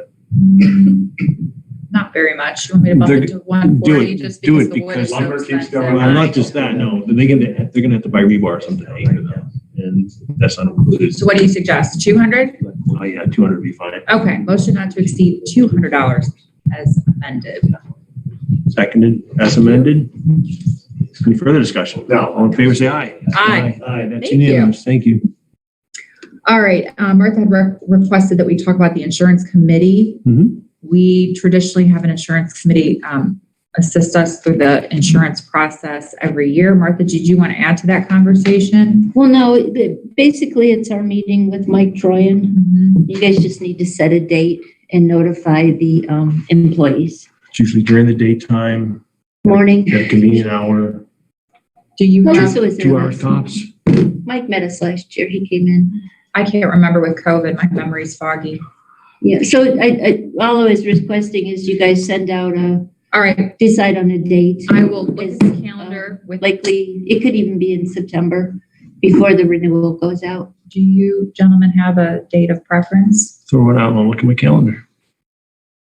You guys can really determine it anytime. Offline. Do you want to do it before the next meeting on the 17th at like, We're not going to have the cost oh, that's by right, in then. September. So September, maybe after Labor Day, why don't you just see what's going on? We've got the You don't have to do it now. Okay, all right. I'll email some dates Please do. Thank to the you. insurance committee, which is composed of police officers as well. And yes, Suzanne Okay, email. and Mike and his group. Mike and Suzanne. Got it. Thank you, Martha. Mhm. For mid-September. Okay, so I'll get back to you guys on that one. Website discussion is next on my list. I love transparency. I think it's very important in local government, but our website is so convoluted that I feel it desperately needs an update. And it doesn't have to be done this very second, but I know that we have people in place here with new personnel that can really help us. So I just wanted to see if you guys were comfortable with moving ahead with that, so that I could reach out to them. I did send them an email. There's a website specific class that the OTA is putting on. And I just wanted to see what your thoughts were on our Are you website. thinking of changing platform? Honestly, I'm not opposed to anything, but I know that our police and fire departments are thinking of creating their own websites because ours is so difficult to maneuver. That's fine. We can always provide links to those websites We on ours. could, That would work. But that would just work. be more costly an endeavor. Yeah. Every time I get frustrated is when I go to a website that I'm familiar with and it's changed. It's changed dramatically. And I think as the older you get, the worse it gets, the more frustrated you get. What are you trying to tell me, Jim? No, I adapt very readily, but I do know there are people out there that just find it to be incredibly frustrating. The website we have is right now it's serving us. I think it's serving us well enough. If the police department wants to go and start another website, they can. And we'll provide a link to it. It's providing the residents with a constant factor of I know where to go find my meetings. I know where to go to find contacts. I think there's too much information in it, that it's not streamlined and it's not efficient. On the That's my front, on opinion. the front page, The front page is the very worst page. we in my can't. We opinion. could clean that up. When COVID made it so half the page is Sorry. COVID related. Honest No, official here. Yeah, And I agree with that. I can That promise you, COVID was there are definitely an better, issue. more artsy websites out there, and they might even flow better. But number one is now the time to be doing it with everything that's going on. We have a very busy Well, that's what I administration. said. I'm not saying that it has to be done right now. I'm just saying we have the personnel in place that maybe we could potentially look at sending them to this OTA workshop to further education. And then maybe we can start having this conversation later on in the I year or support. early Are you next year. thinking of sending both? Both Well- Suzanne and Chris? Chris and Jen. Jen. Oh, and Jen. Jen has experience with that, as does Chris Medwood, because she created and ran ours for the homeowner The association. Homeowners Association and Hinckley Elementary School. When is the class? Do you have any information on that? I do. So are you going to make a motion to send them to class? I am not going to make a motion to send them to class today, but I just want to see what the trustees thought is with regard to the website and should we move forward. The class is Thursday, August 19th. You're not going to have another meeting and have time to sign them up unless you do it today. The next meeting's the 17th. How's Lighthouse going to be affected by this? Since They're not kinda- affected they at kinda all. give The it- next meeting's the 17th. That's enough. Totally That's different. 2 days, but it's adequate. Yeah, they have to register though. Yeah, $20 a person. I don't even know if they're interested in it. I sent them an email on You can Sunday. always rescind it. Okay, so this time I'd like to make a motion to have, to register Jen Amburn and Chris Medwood for are they members, Martha? Non-members? They're non-members.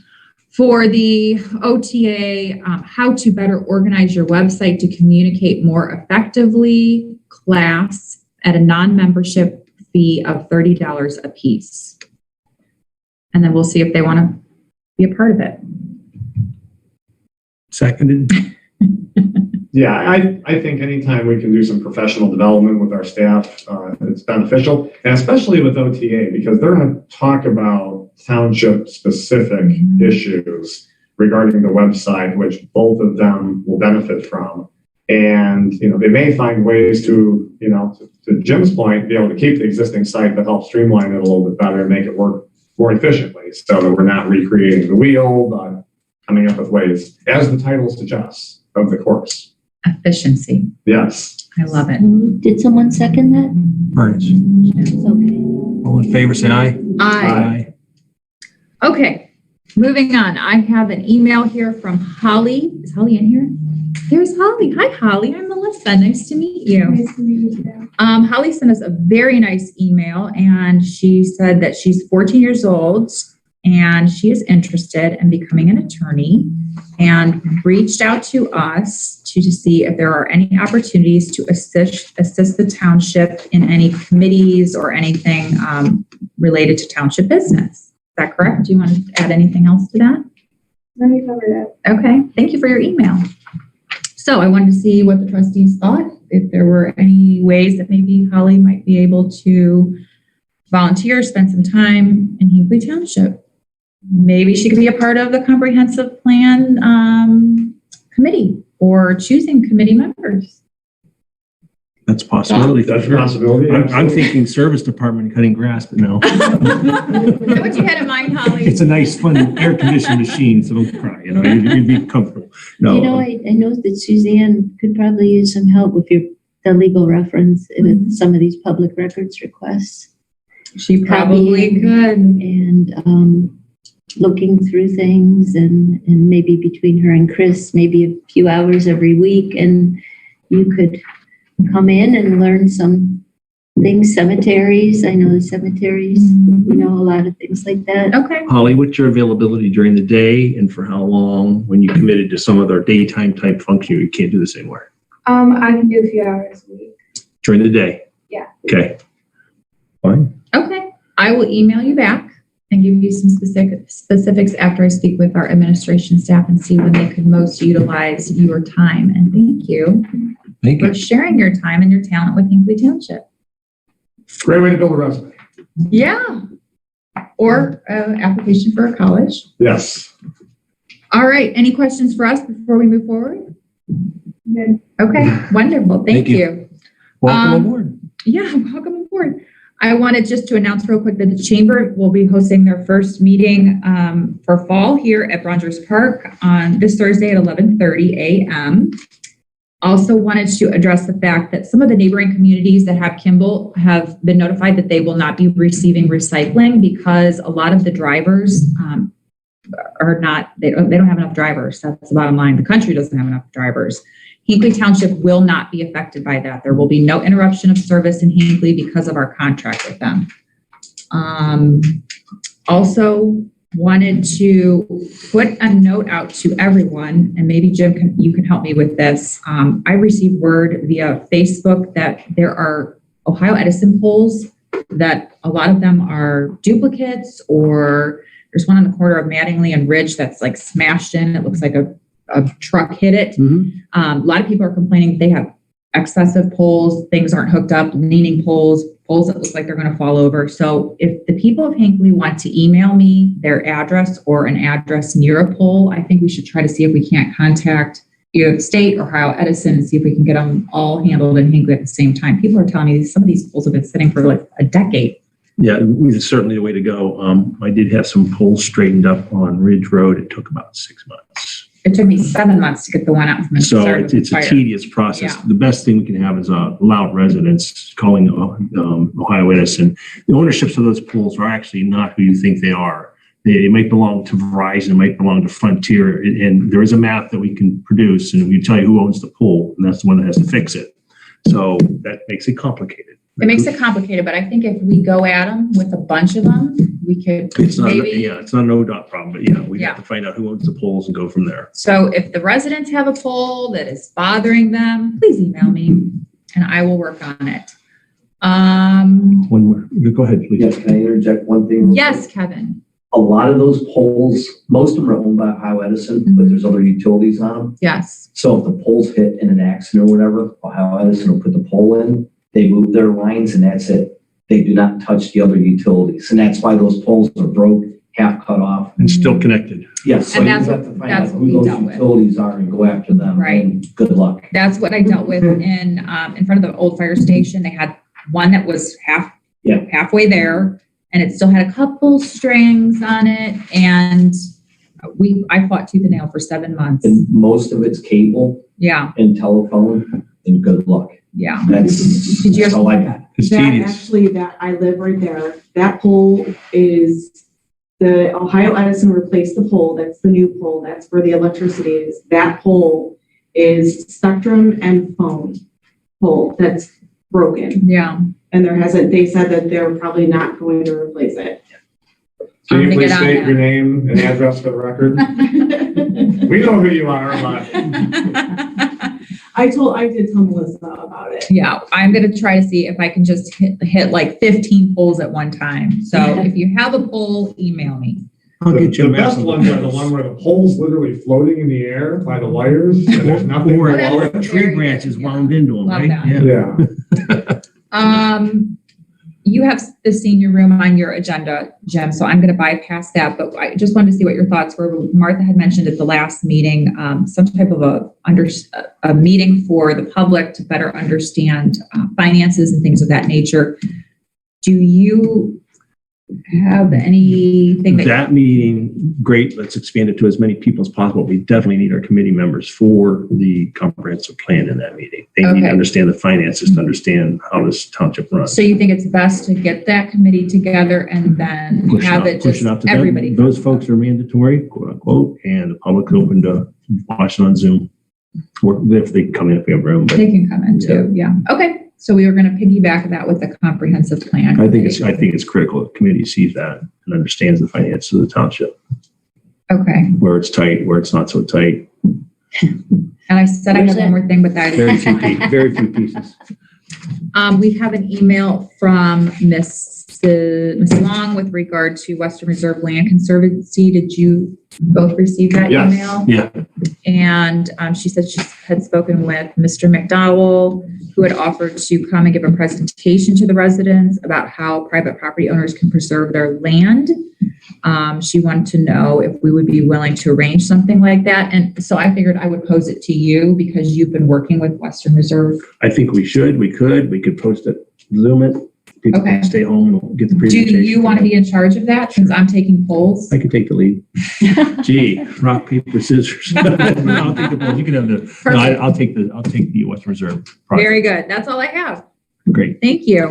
All right, so on my agenda, trustees, the first item is actually Mr. Clean as I pass the torch to him. And if he's not going to advance that, that's the bond that you have. We're going Oh, to so it's skip not Forest Drive bond, it is the Pine Valley bond. Pine Valley bond, Yeah. yes. Did I say Forest? My apologies. It's on- It's Yeah. on here, Forrest. What I do, I probably put that in my email. That's okay, because we've been talking about both, Yes, okay. so. That's what So I actually, put it on. Forest Drive, it's progressing. We saw Ohio Edison out there late last week, moving lines around. So it's progressing. That is exciting. It was awarded to Vassal Brothers. So when they're ready to roll, they'll be notified and that project will go for the Forest Drive cul-de-sac. The other one was because of the Pine Valley bond. And do you want to say anything about that? We're moving on because we already talked Oh, about it. we already talked about it. Okay, so we're moving on. The senior room carpet is Yes. filthy. There's two options: replace it or get somebody to come in and say, "Can you clean this? Can you make it look pretty much like new?" Which way do you want to proceed? with How the old is service that carpet? department? Do we know? Oh, probably Oh, original. It's original. Martha? I would say it's at least 14 years old. There. If So not it's had longer. And the firemen parties, used had- it. Yeah. So we can go through another We would commercial be carpet. better off just putting in a wood floor or a tile floor There or you go. something. Maybe that'd be a nice winter project for the service department when it's not snowing. But Sure. it's not gonna snow. They have the skills to do that, certainly. this winter. I mean, just those kind of volunteered to help jobs the are. town. Yeah, Holly, do you live in Florida? She's gonna learn. Just kidding. No. No, that's fine. Well, let's just get from the trustees. You want to replace for one, rather as opposed to I clean. definitely think it's. Okay, so we better to replace. replace. Let's go with a laminate hardwood floor. We'll bring in some color swaps. We'll let the public decide. You'll throw your dart at the dartboard. I mean, we'll figure out a color scheme and go that way. Okay, All right, get some pricing. I think that's a good idea. sure. Thank you. And the seniors will be happy. That's all I have. Perfect, Okay. thank you. Okay. Ms. Catherine, you're up. Okay, in the packets I gave you guys, there's a sheet in there for a resolution approving the depository contracts that we looked at on Friday at the emergency meeting. Packet here. Bear with me. It would look like, you want mine, you can, Oh, you know what, Jen, is this? in there, It's something that was up there. I don't know. it's a stapled packet with the resolution from the prosecutor's office, the whole, Oh, this is the whole packet. caboodle right here? Yeah, everything Okay, I'm going to discuss is in that packet. Great. I have an extra one if you need it. I'll share it. Okay, All right. You can I'm gonna begin. give this to you since you're chair. Thank you. So you want me to make the resolution, read the entire content? Please. I'll make a motion for resolution approving depository contracts. The Board of Township Trustees of Hinckley Township, Medina County, Ohio met in regular session on the third day of August 2021 at the Hinckley Township Administration Building with the following members present: Jim Burns, Melissa Augustine, and Christopher Cleanup. Mr. Burns moved the adoption of the following resolution. Whereas a depository contract has been duly entered into with the following institutions: Westfield Bank and Huntington National Bank, for the deposit of active and interim monies of Hinckley Township. Therefore, be it resolved, the Board of Trustees of Hinckley Township, the Hinckley Township Trustees accepts the above listed financial institutions as depositories for the period of August 23rd, 2021 through August 22, 2026. In addition, the Board of Hinckley Township Trustees approves the depository contracts between Hinckley Township and the above listed financial institutions. Do I hear a second? Second. Augustine seconds. Okay. And I have a roll call, please. Kalina, Yes. Augustine? Yes. Or- Yes. Thank you. Thank you. That's done for 5 years. Would someone please make a resolution authorizing the then and now purchase order for Damaker Architects? Seconded? Okay, No, so moved. Sorry. that works. Second. You taking my. All right. Kalina, Yes. Augustine, Yes. Burns. Yes. I'm going to request that if there was ever a formal motion or resolution for this, it was probably before we were all born. But we have always had a practice of allowing the public to come in, and our administrative staff will provide copies. We have a fee schedule and faxes. With the availability of people to make their own copies at home or anywhere else, mostly copies don't even exist anymore. Everyone has email. The demands on our administrative staff for time, the COVID restrictions, I could keep going. The fact that an auditor busted my chops for 6 hours for $1.75 copy receipt. It doesn't play into this at all. But I think for accounting, it is time to consider removing that practice formally. That being said, if people come in and request public records request in accordance with our public records policy, we do have an allowance in there for 10 cents a copy in excess of a certain number. So there always will be that availability for public records requests, but it becomes a problem. 30 cents, 50 cents, keeping the petty cash straight, going to the bank, making everything reconcile. I won't mention auditors again, but I would just ask the trustees' consideration that we cease that practice formally. Okay, this time I'd like you to do it, Jen. Well, that was easier. You want a motion, Martha? I'm ready. I would Yeah. like a I'd motion. like to make a motion. What could you possibly ask about this? No. I'm going to make you take the podium for 25 cents. I'm making you take the podium, please. We finally have a live audience. What can I say? We love Let's do it. We love it. I just came from a community that retracted that. Yes. The residents or citizens being able to go in and see get copies of financial statements or whatever. Oh, those are public records requests. We are not So what are ceasing you those. referring to? We're talking about someone coming in with 2 electric bills and asking our office staff for 20 cents to make them copies on our copy machine. Oh, that's. We are not, I we misunderstood. are not ceasing public records No, requests. we're ceasing being office maps. Yeah, we're ceasing being. Or the library. I'm So moved. Yeah, no, I'm sorry. If I didn't explain that We clearly, lose our I marbles after 8 apologize. That's a real slippery slope. Yeah. It really is. No, Thank you for we your would not, clarification. we would not do that. And the fact that our bank is not located in town, so anytime petty cash goes over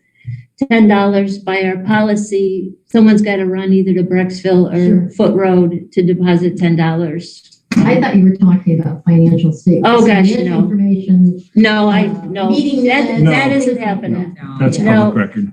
This is just Office Max. So I'd like to make, Verify, I asked for a public records request and they charged me.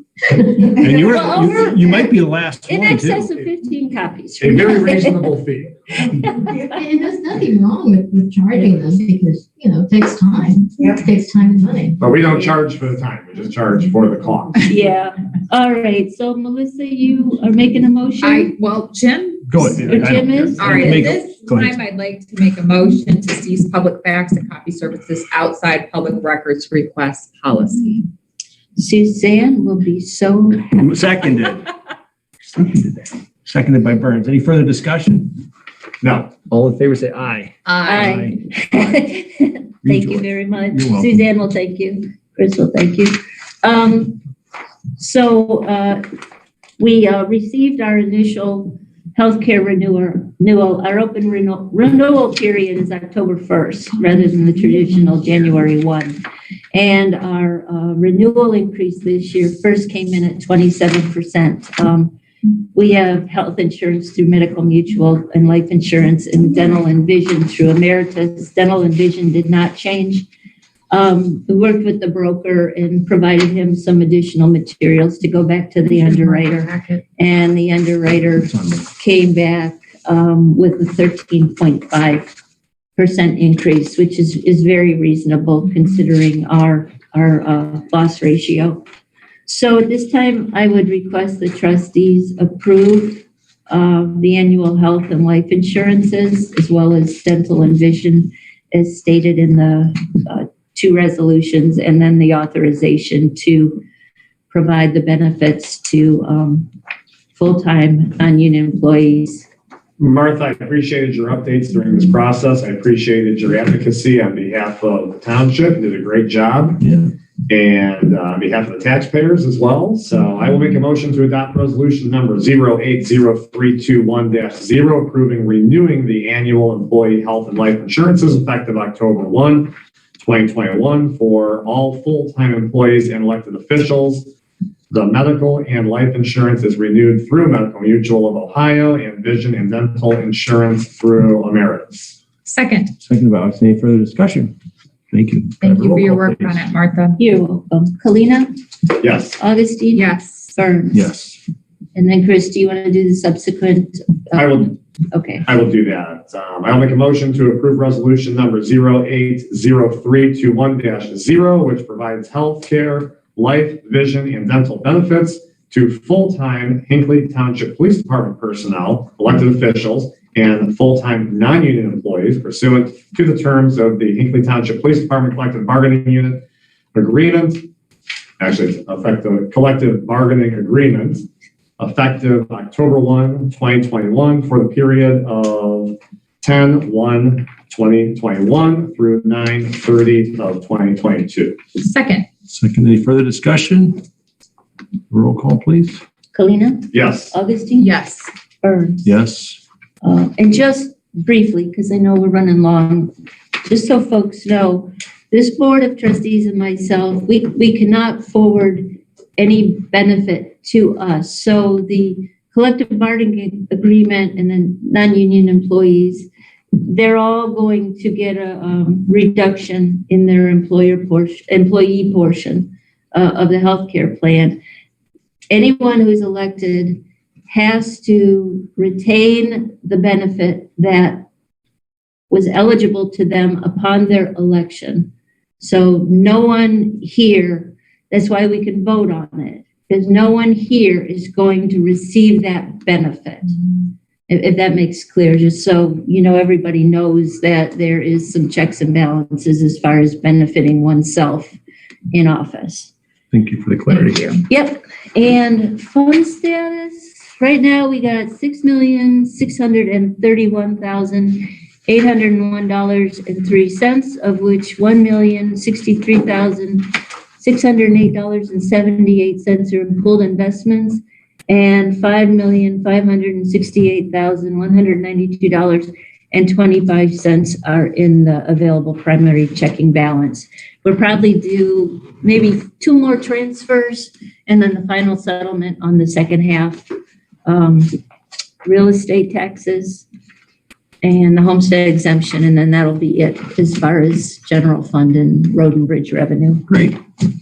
Thanks. So there's also in your packet is the resolution regarding the opioid. Yeah. So you're gonna have to do that one. Would you like to do that? Yeah, I can do it. Thank you. I might need a glass of water. It's a long one. All right. The Board of Trustees of Hinckley Township met in regular session on August 3, 2021, commencing at 6:30 at the Hinckley Township Town Hall, 1410 Ridge Road, Hinckley, Ohio, 44233, with the following members present: Melissa Augustine, Jim Burns, Chris Kalina. The fiscal officer advised the board that the notice requirements of section 121.22 of the Ohio Revised Code and the implementing rules adopted by the board pursuant thereto were complied with for the meeting. Do I have a second? Not yet. Oh, I have to keep going. A resolution to accept the material terms of the Ohio subdivision settlement pursuant to the Ohio Memorandum of Understanding and consistent with the terms of the July 21, 2021 National Opioid Settlement Agreement. Whereas Hinckley Township is a political subdivision of the state of Ohio, formed and organized pursuant to the Constitution and the laws of the state of Ohio.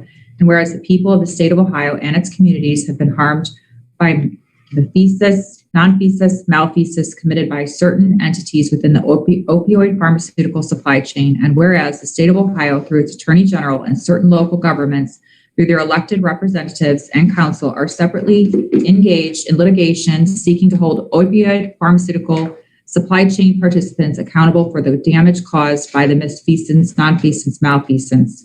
And whereas the state of Ohio, through its governor and attorney general and its local governments, share a common desire to abate and alleviate the impacts of the misfeasance, non-feasance, malfeasance through the state of Ohio. And whereas Hinckley Township approves of the One Ohio Memorandum of Understanding related to the allocation and the use of the procedures of any potential settlement described, and whereas a settlement proposal is being presented to the state of Ohio and local governments by distributors Amerisource, Bergen, Cardinal, and McKesson, collectively the settlement distributors, to resolve governmental entity claims to the state of Ohio using the structure of the One Ohio MOU and consistent with the material terms of the July 21, 2021 National Opioid Distributor Settlement Agreement.